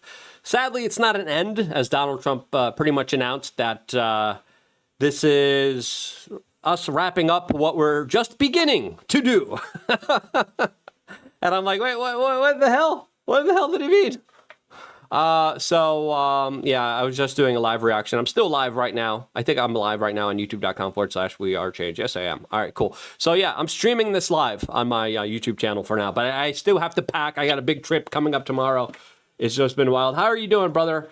Hope you're doing well. Explain to the We Are Change audience what you got going on here, because you got a big audience now listening to you, Andrew. Awesome. So this is America Uncensored. America Uncensored is what it says. This is the show where we don't take any opinions out of the mix. We let everybody talk. I have to say, I don't see shows doing much of this where it's like all sides of the spectrum are really allowed to flesh things out. For example, we have you and we have our special guest today, Patrick Casey.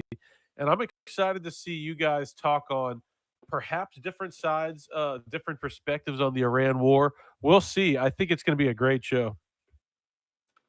Yeah, man, I think it's always Patrick Casey, by the way. yeah. Go ahead, Luke. No. It's always very important to just have open conversation and discourse that hopefully don't devolve into name calling and insanity. There's a lot of people just trying to like win. Not a lot of people trying to listen. Not a lot of people trying to understand. Right? I think that's one of the clear kind of conversations from X, which is usually predominantly toxic. So hopefully we don't do that here. And that's the. I think those conversations are more important than ever. 100% highbrow, high intelligence.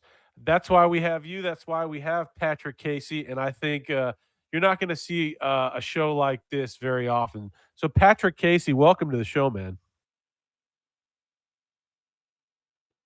And of course, Spaces has glitches right when we do that. So, while we're bringing Patrick up, I want to say what's up to Toby, also, the legendary YouTuber, the father of Gen Z, perhaps. Toby, what's up, bro? How you doing? Nice to see you.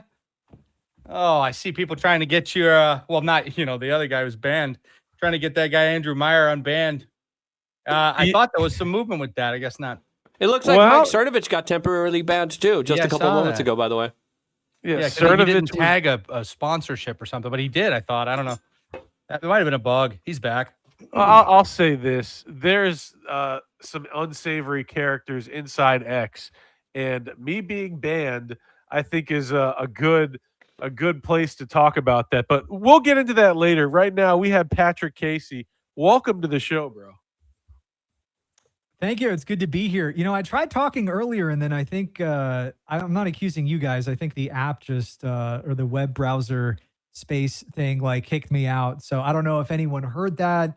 I didn't disconnect mid-sentence. If so, and if it happens again, I'll just switch over to my phone. But it's a lot easier to do it on the PC. There's a couple of things. Spaces is kind of glitchy. It's notorious for that. I remember Ron DeSantis was launching his political, his presidency, his campaign on here, and the thing crashed. But that was also a disaster. That was so and awful. I'm here to tell you that I'm ready to lead the great American comeback. Is that supposed to be Ron DeSantis?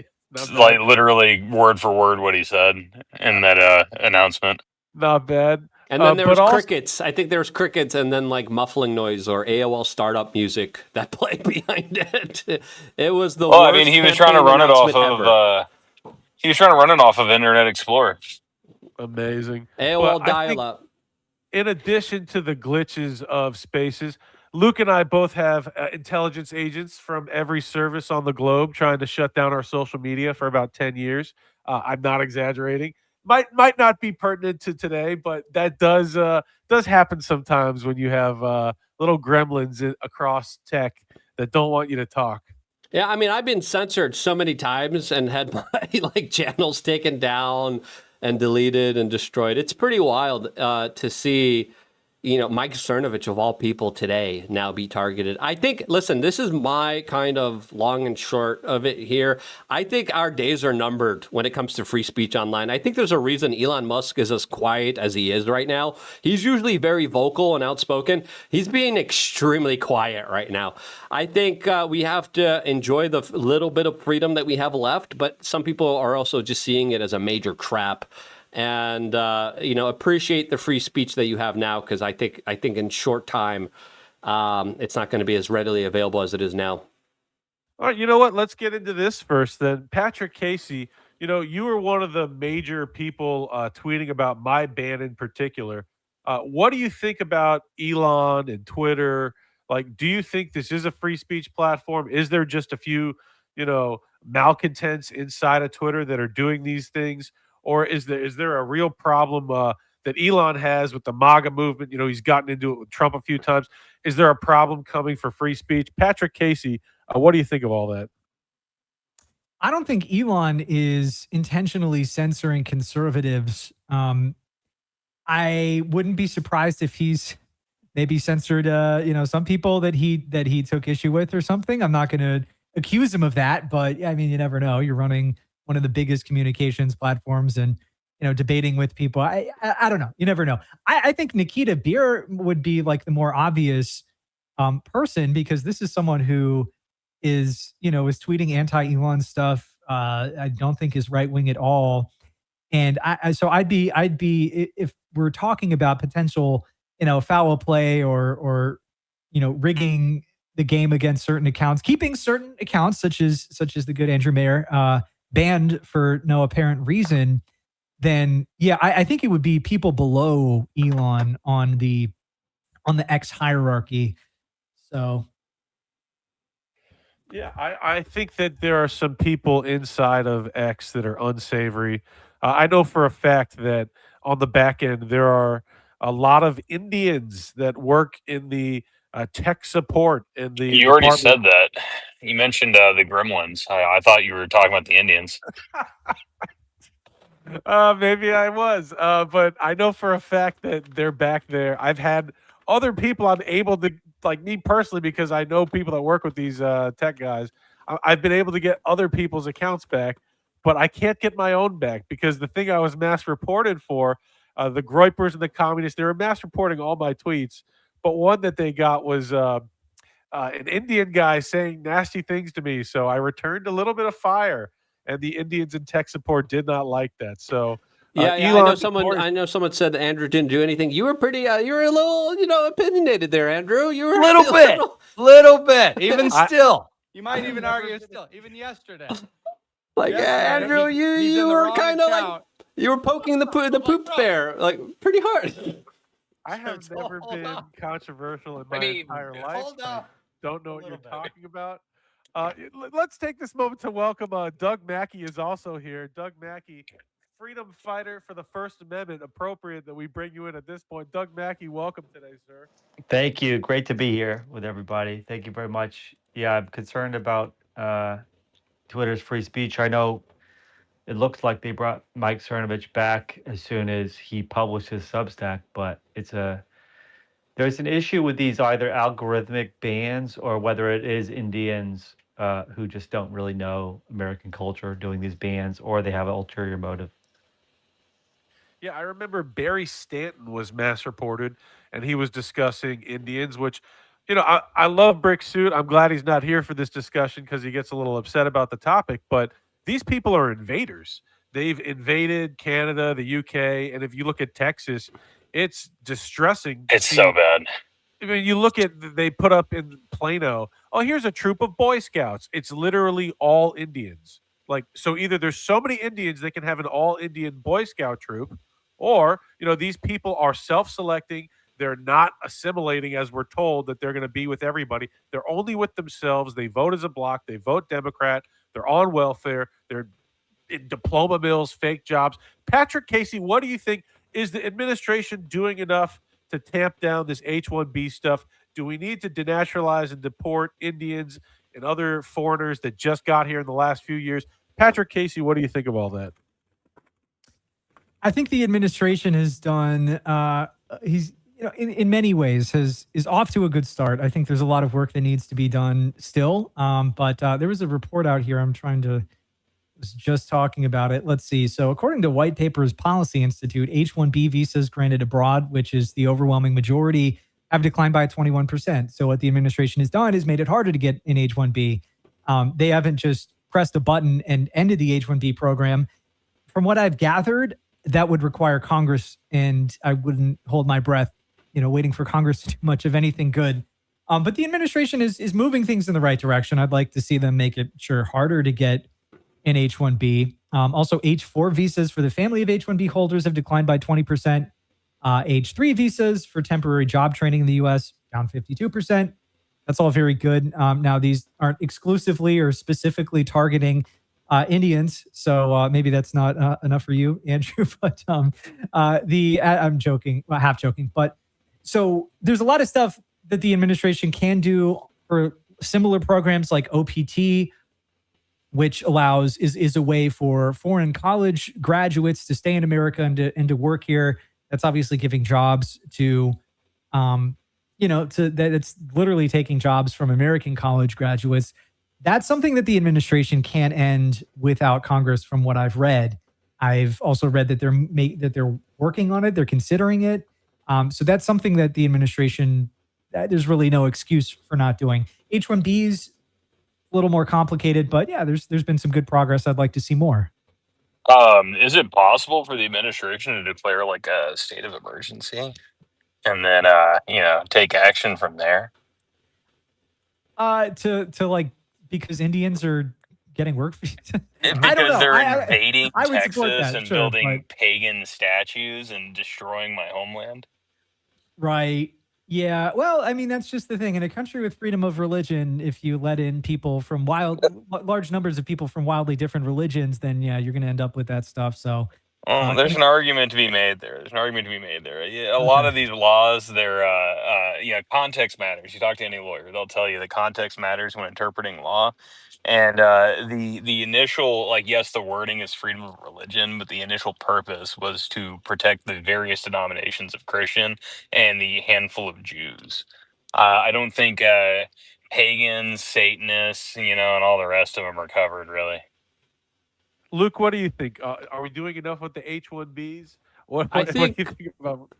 I think the ground has been lost, especially what would happen in Minneapolis. I know the messaging has been kind of off. I mean, Trump in 2024 was talking about how he supported H-1B visas and sided with Elon Musk. There was a big online kind of Twitter debate that kind of began the Twitter skepticism of free speech on this platform. If you remember, I hate to be that guy, but I remember that.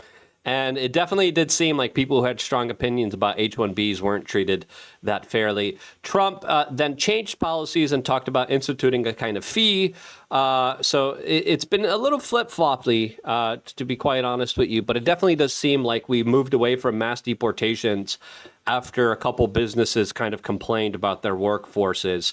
So that, to me, is something that is worth noting when it comes to considering all of this. And to me, I mean, we just had an ISIS attack in New York City, and we had a guy with a liberal in front of him on a megaphone saying, "Let everyone in, open up the border." And then like a jihadi guy literally like, "Ah, Akbar," and then like threw an improvised explosive device on a whole bunch of people. So clearly, this conversation deserves a lot of nuance.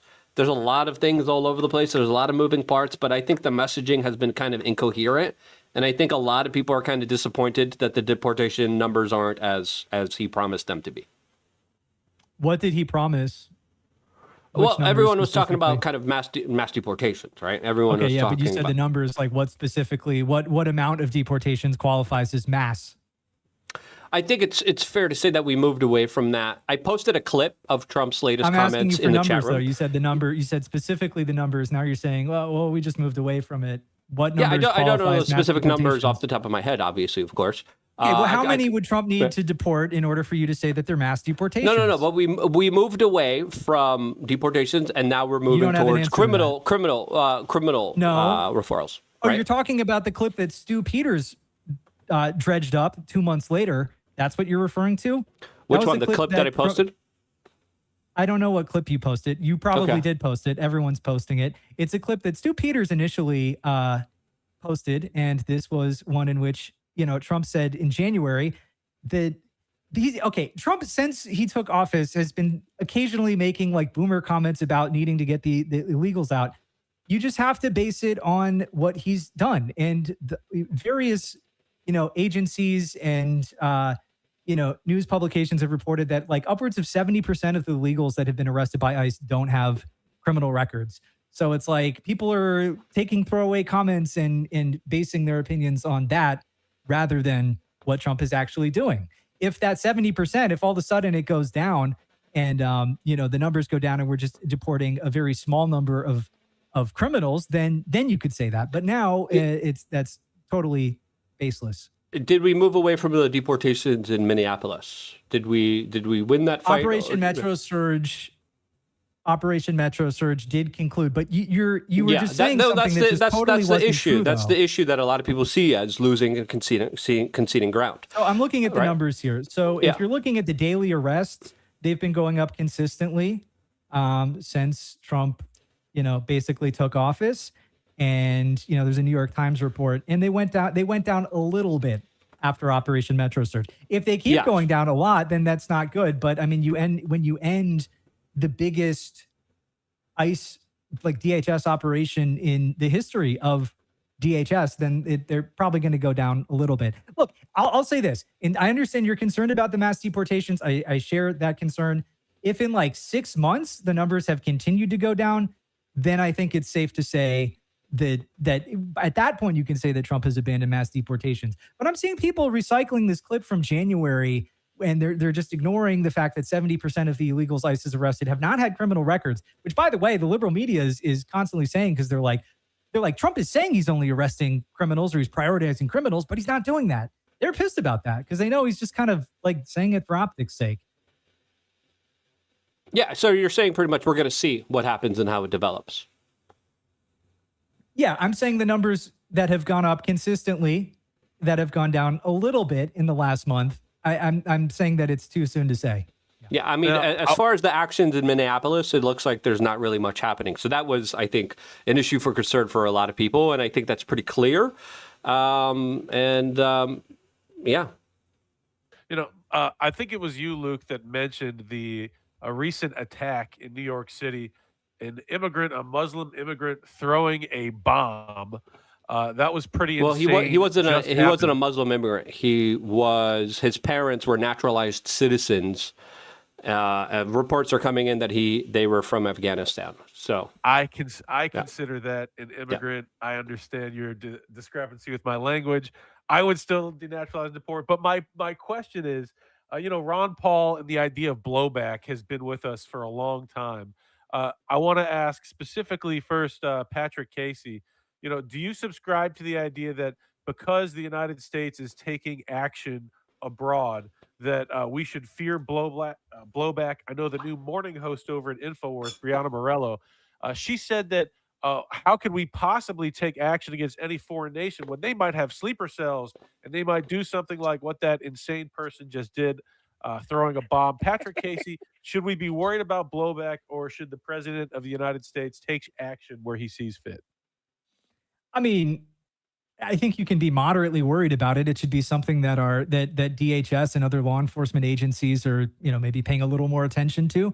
I don't think that should necessarily restrain us. That if you focus on that could lead to paralysis on the world stage, and that's, I'm sure we'll get into Operation Epic Fury. I'm not necessarily a cheerleader for it, but no, I think if you need to act, then that's fine. I mean, we should, as to whether or not Operation Epic Fury was, ill-conceived or it was a good idea, I think that's what really needs to matter. I don't think you can be too concerned. Yeah, and I mean, the thing that it looked like what happened in New York, you're talking about the guys that at the Jake Lang protest that threw the IED. Is that what we're referring to here? Yep. Yeah, that's the kind of thing. I don't know if that really has. Obviously, Epic Fury in the background might have been a factor, but I think if Jake Lang goes and does such a which he has the right to do it. Let's be clear, but even though if it's not exactly something I'm huge on, he goes and does that. I think that's the kind of thing that's gonna, a Muslim would show up and maybe try to do something like that, regardless of whether or not. I think that provocation was more, the impetus for such an attack than anything in Iran. But I don't know if these guys who got arrested say that they did it primarily because of Iran, then, I'm happy to say I'm wrong there, but it seems more just a response to a protest. Well, no, it wasn't Iran. It was allegedly, according to the reports that we're getting, connections to ISIS. And throughout the last few decades, Iran has been fighting against ISIS. ISIS has been kind of this multitude of a creation of U.S. foreign policy failures, especially in Iraq. And it looks like, yeah, these guys weren't motivated by Iran. It looks like these guys were motivated by going after Jake, who was doing very provocative things as he was bringing out sheep, live sheep, and he was bringing out pigs out there to protest the kind of Islamic religion out there. But there was an attack that did happen in Austin that does look like it was a direct response and a blowback, as there's now other kind of reports coming out of alleged sleeper cells being sent messages to be allegedly activated inside of America, which wouldn't surprise me, especially after we took down a religious figure that some people held in high regard.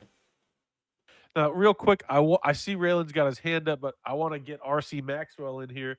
He just joined us. R.C. Maxwell, War Department correspondent, TPUSA insider. R.C., how's it going today, brother? Going fantastic on this Monday. How are you guys? Pretty good. What do you think about the issue we're talking about, or the previous issue with ICE and the deportation numbers? What sparked your fancy just now? Well, look, I mean, I think Patrick and Luke are actually both accurate. I think that it would be insane to say President Trump's deportation pace has slowed down substantially. However, yes, there has been some slowback. Yes, I mean, Patrick brought up the 1 month ago clip, but I mean, 2 days ago, there was a New York Times article that did outline how the administration is moving back from street sweeps and kind of sprawling law enforcement activity to targeted operations based on, intel gathered about potential undocumented illegal operation. So certainly there's been a scale back. But to Patrick's point, yes, when you have the most aggressive immigration policy really in the history of the United States, you do have to kind of punch and duck and uppercut and cross and step. You can't just go all full force, because you have to be aware of certain, thorny political situations. And ICE dialogue was certainly, starting to increase significantly. So to Patrick's point, I do think we need to wait and see, where things are in the next several months. But things in the Middle East, also to Luke's point, he calls it a series of U.S. foreign policy failures. It's not just the United States' fault, really, why the Middle East is the way it is. I mean, certainly the decay from these states from within certainly contributes to the reasons why the instability's been there for years. Oh, and by the way, Pakistan and Afghanistan are, shooting at each other. They're currently in open war. 100,000 people have been displaced in that conflict. That's not really being discussed currently.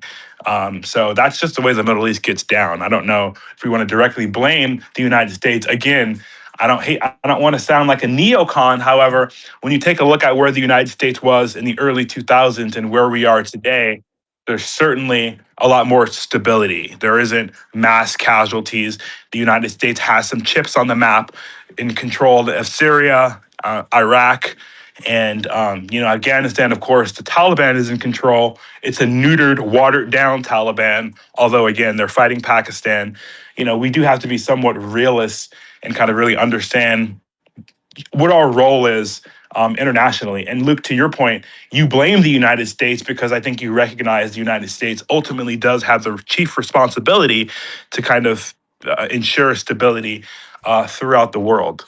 Well, no. I wasn't saying that specifically. I was to refine my point. I was more specifically talking about the creation of ISIS, which would have never happened if it wasn't for the Iraq War and the pushing out of the Ba'athist party from the Iraqi government and military, which made them join the Sunnis, and then the United States just conveniently leaving a whole bunch of military supplies for them to capture and not shoot, which was standard protocol, created the rise of the Islamic State that then went into Syria and then helped Western forces create regime change and instability and a civil war in that particular theater of conflict. So I wasn't making a blanket statement. I was more talking about the creation of ISIS, which now, according to the FBI, was the one responsible for this failed bomb attack that just happened in New York City, just to be a little bit more clear with my language here. Obviously, we are the #1 hegemonic power, but at the same time, when we look at our kind of record, I would argue that there's been a lot of destabilizing efforts. Yes, I get it. The Middle East has been destabilized before.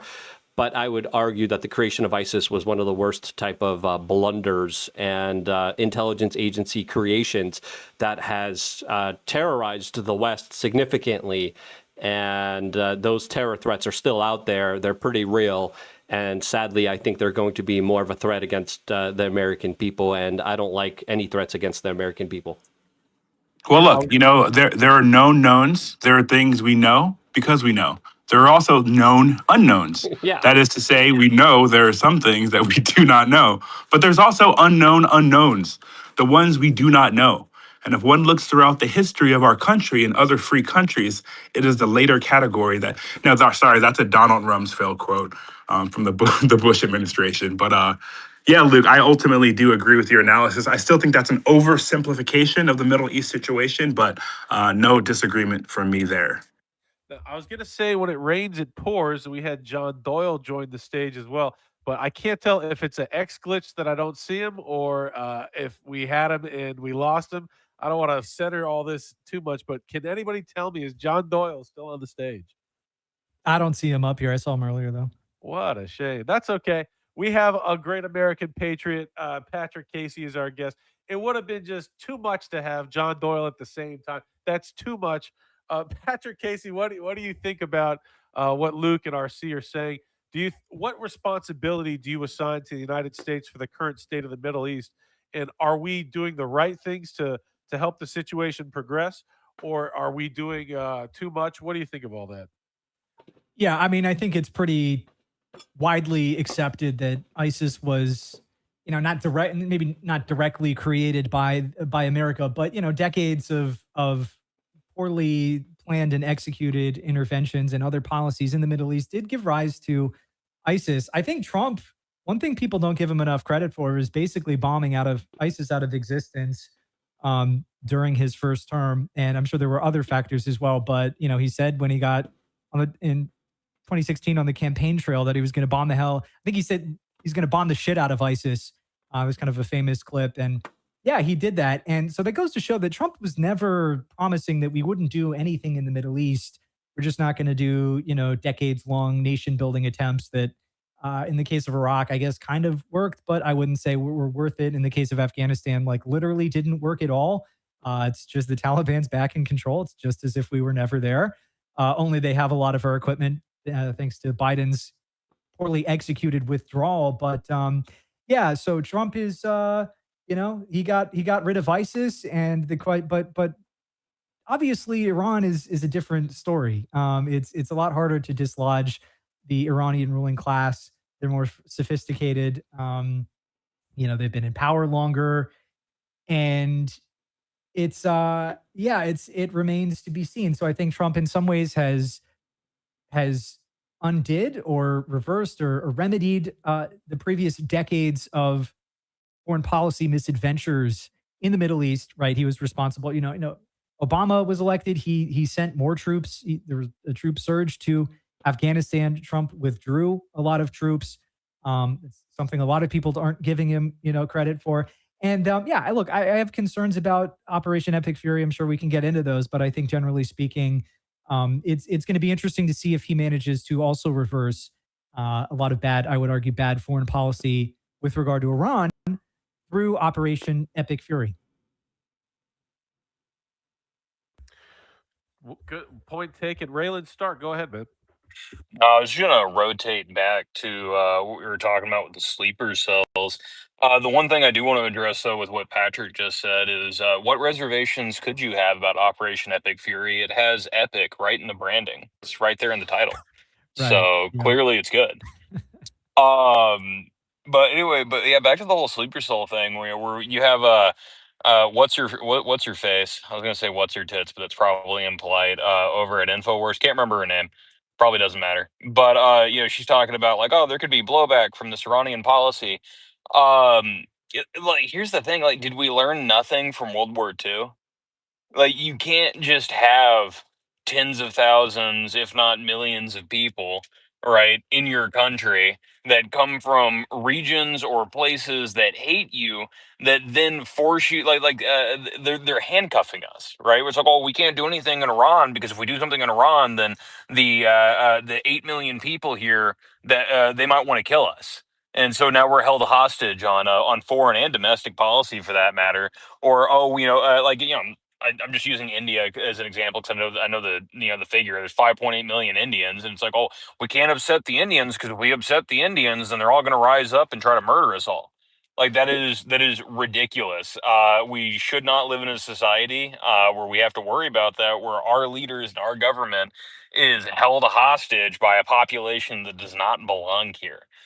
This is failed policy on behalf of both the DNC and the GOP, over the last 30 years, and the libertarians, that has led to us having all of these people here. And we're all supposed to pretend like they're Americans until such a time as it becomes America versus their country, and we have to worry about them murdering us in our sleep.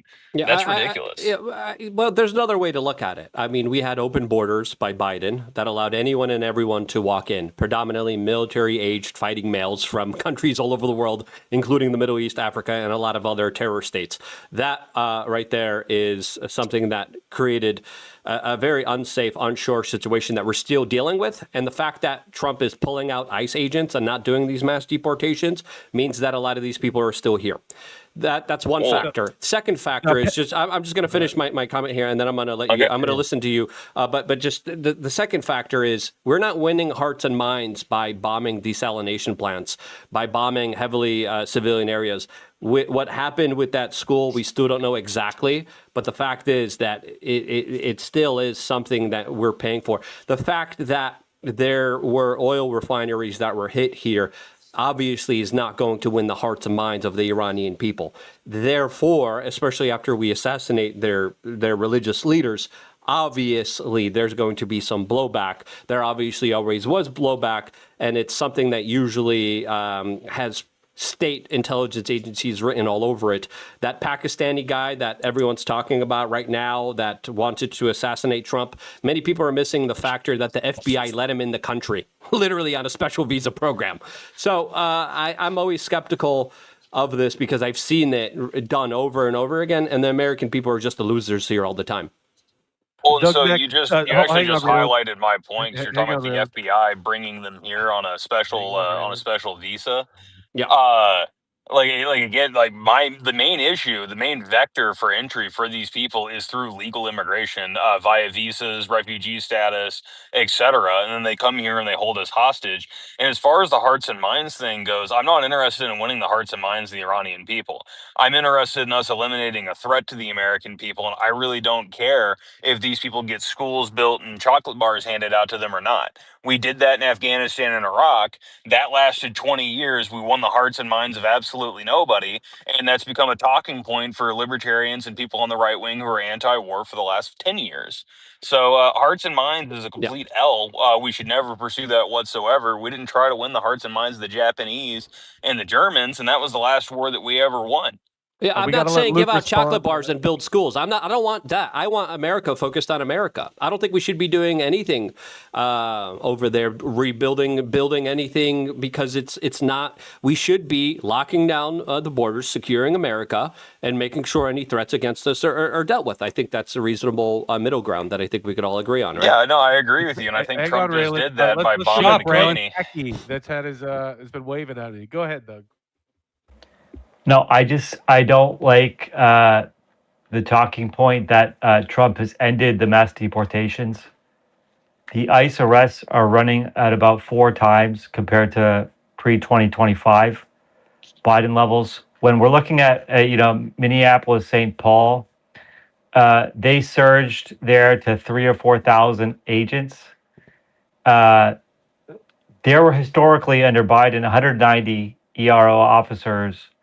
And that's way up. Just because they took a massive surge and went down to, whatever it is now, from 3,000 or 4,000, maybe there's 800 or 1,000 officers who are still operating, by the way. They're not doing these street sweeps that caused all this angst. And then you look at the fact that they've been training ICE agents for months now. And with the increase of funding for the big beautiful bill, we're going from, I believe, 10,000 to over 20,000. So it's more than doubling the number of ICE agents. There's currently a record number of illegal aliens in detention as well. So I don't think that Trump has ended the mass deportations at all. We're also seeing the DHS is taking over, a number of restaurants they've gone to and threatened to come after them, basically, for hiring illegal aliens. So the IRS, they're taking over from the IRS for workplace enforcement. So if we can have some workplace enforcement, that's going to accelerate self-deportations. But if we're just talking not even about self-deportations, I don't think that the mass deportation has ended at all just because they pulled some agents out of Yeah, it's Minneapolis, way St. too Paul. soon to announce After they got, anything like that. before they surged to Minneapolis, St. Paul, the county jails in Minnesota were releasing illegal aliens out to the streets. Now they have a deal to actually arrest them rather than, just guys being picked up for beating their wives or raping children or DUIs or whatever. The county jails were just releasing them out onto the streets pre-trial. So I don't think that, Trump has ended mass deportations. Go ahead, Patrick. Well, yeah, I mean, I think before Doug joined, I said something similar. I'm glad that that was actually a more involved sort of statement than what I said, defense of Trump's mass deportation. So I'm glad that Douglas said that. But again, Luke says that the mass deportations aren't happening. When you ask him how many deportations would need to happen in order for them to be considered mass deportations, he didn't really give me an answer. I think some people just like saying it. I'm not going to accuse Luke of operating in bad faith, but it's like, if you look at the totality of what Trump is doing, you can't say, like, as of late last year, the 10,000 new ICE agents that were part of the big beautiful bill's $170 billion in funding, single biggest increase in immigration enforcement funding, by the way. They hadn't even hit the ground. I mean, you talk to people in ICE and CBP and DHS, and it's like, yeah, they didn't have the logistics to train 10,000 people in 6 months or something. So I would encourage people to not say mass deportations aren't happening until it actually becomes clear. Don't be like one, throwaway clip posted by Stu Peters away, or one news article showing that despite that the numbers went down just a little bit in the last month, that's evidence that the mass deportations aren't happening. Well, I think we came to the conclusion that we're going to see, right? We're going to see what happens. Sure. The numbers dipped. We're going to see, and I think that's a reasonable conclusion, and I could understand that assessment. I'm a little bit more skeptical. You guys are a little bit more optimistic, and it's okay. I respect your guys' viewpoint, and you guys might be right. We can agree that we want them to happen, so that's fine. Yeah, I think we all want the same thing here, right? I think we all want to make sure, things happen in a good way. And I'm probably somewhere in between the two, you guys. I'm white-pilled because the deportations are happening, but also my ask is a little too high for the deportation numbers. I want to see 100 million. 50 million. 100 million. The Department of Homeland Security posted 100 million. After Raylan and I were talking about it, they posted after this amazing meme. It's like American classic car on the beach. It's like America after 100 million deportations. So that was the Department of Homeland Security putting that out. It's accurate too. On that note, I want to bring in Brick Suit, great American patriot. He's been front and center for more Trump rallies than anybody else, I think, in America besides President Trump himself. A Brick Suit, what do you think about all this? Well, I did want to mention one other thing that I haven't heard anybody say about Minneapolis. And I was in Minneapolis, late in the month, late in the whole surge there, after the deaths of Petty. But I look at it this way. If they had to pull back from Minneapolis for a little bit, that was a smart move to make. Minneapolis was attracting dissidents from all over America. They were financed somehow to get there, whether it was self-financed or people were donating money to get them there. They were very organized. And, if you make a strategic retreat for a little bit, knowing full well that as the government, you can come back whenever you want, I don't have a big problem with that. It was also mentioned that they now have the deal in place to get people referred to them directly from the jails instead of having them released into the public. And, I think it was probably an appropriate time to pull back from Minnesota. Certainly lessons were learned. I mean, when they first started up, even have the K-rail barriers around the federal detention center where they were bringing everybody, and they had to get that fencing in, and they had to get cyclone fencing above it to prevent snowballs from being thrown at them. Whole bunch of stuff was going on. So I think that DHS learned some lessons from Minneapolis to apply proactively in other situations or cities where they have similar enforcement operations in the future. Hopefully they'll have those safeguards in place faster rather than in reaction to. And just you're gonna shift your focus. There really wasn't much to gain beyond, you're gonna escalate in Minnesota forever. At some point you're gonna have to pull people out because I think that was just the nature of what was going on there. And if they ever do go back, which I am sure they will at some point, maybe they just surge enough agents in there to do a program for a week or two, get in there, do a lot of deportations, get out before the rest of the activists in America can get in their schoolie vans and drive there. But the activists shouldn't be deciding, what we do here. And I think that's a bad look because they're just going to send activists everywhere. I mean, let's just see what happens. Well, we could record this conversation. Yeah. Yeah, but you see what I'm saying, though, is like at a certain point, if they deploy you're right that they're going to send activists. And, if there's any protracted enforcement operation, activists will be sent there. So what I'm hoping in the future is that it's not just Minneapolis and that's where all the focus is. Maybe they do Phoenix and Denver and Sacramento at the same time, So, but they are a force, and if it becomes too combative, what you really want is for your agents to be as productive as possible. And if you can make them more productive by sending them to another target where there's less resistance and you can have equivalent or better results, it might make sense to do that. Yeah. I mean, we'll see what happens. Brick, are you okay? I heard something was going on with you that you maybe couldn't have been on. Are you fine? Can you give us an update? Yeah, I'll give you guys the update. Had someone break into the bottom crawl space of my house to steal copper. Wow. And because some of my circuits, I have several alarms, but they're all for the interior house. I never foresaw the possibility that I have a wiring theft take place. Because my house has a few circuits that go directly from my circuit board, my circuit breaker, which is inside the house, into the ceiling and then down through the walls. I do have still a couple active outlets, but many of my outlets are non-powered at the current time. So basically taking today off to buy some more security cameras, some motion detectors for underneath the house, in which I'll probably catch some opossums and some raccoons or two. But just, fortifying the homestead against an intrusion and theft.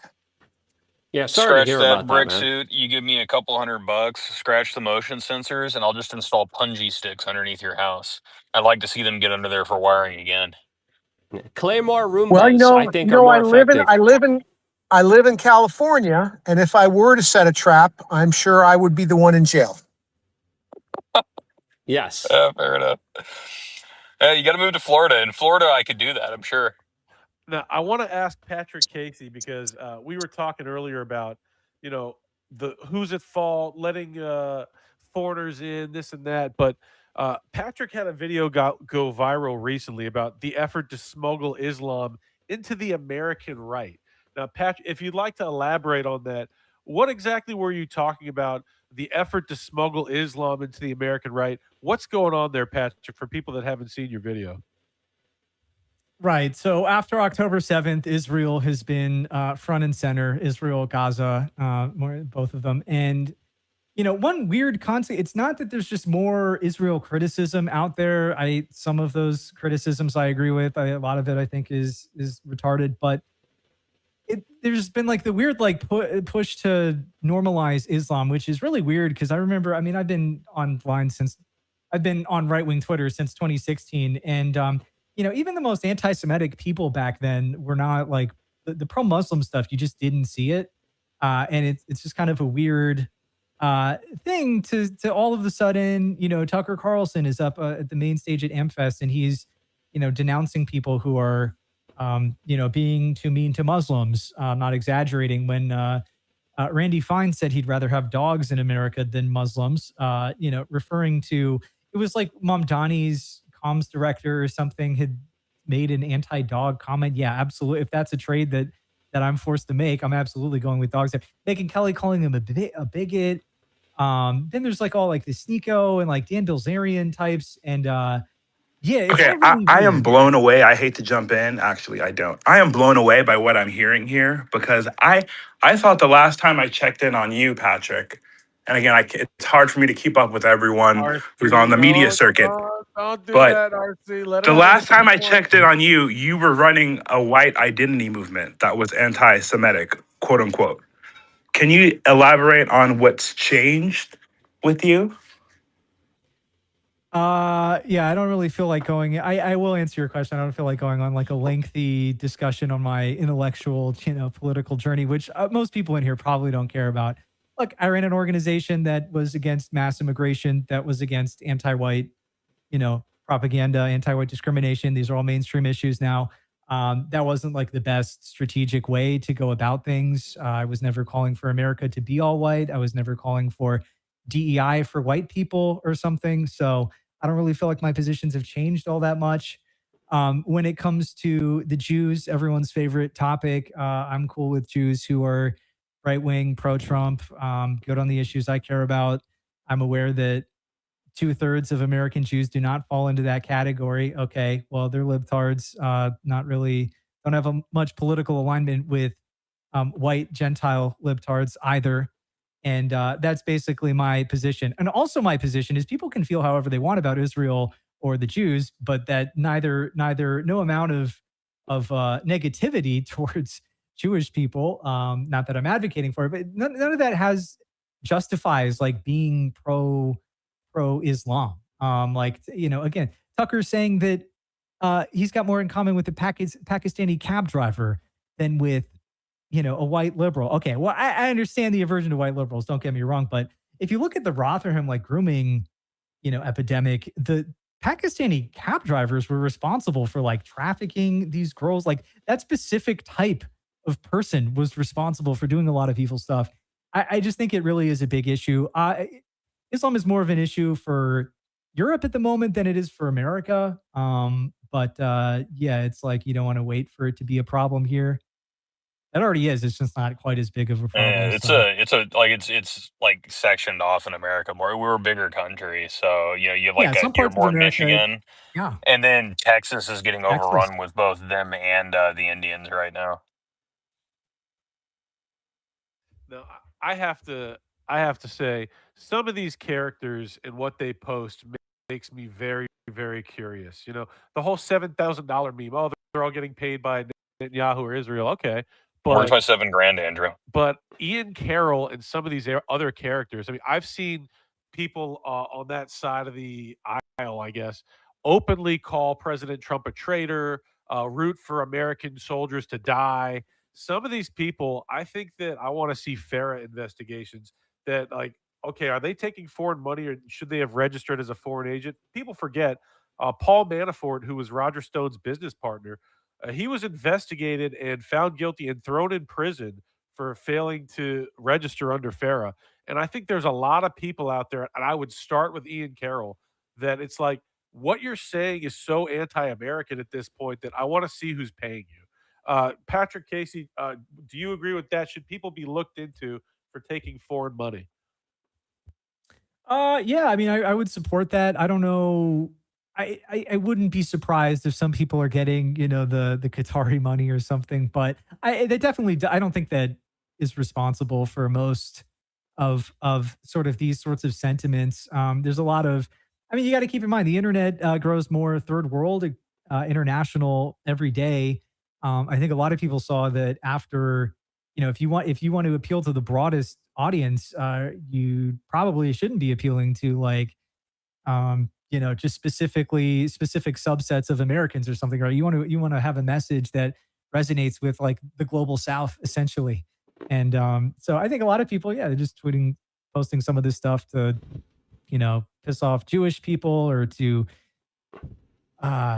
Wait, yeah, I don't know. so you said there has been an I want to weigh evolution in of here. your beliefs? Because I have to go back here because I had to look up identity of Europa because I forgot whatever they stood for. It does look like the group explicitly only allowed white people. It did not allow your group, did not allow Jewish individuals. So I guess my question is, what has changed? Are you trying to And I press guess, me on this? You sound like a journalist right now. well, I am a journalist. That Okay. is somewhat of my background as Wow, well. you're But doing your job here.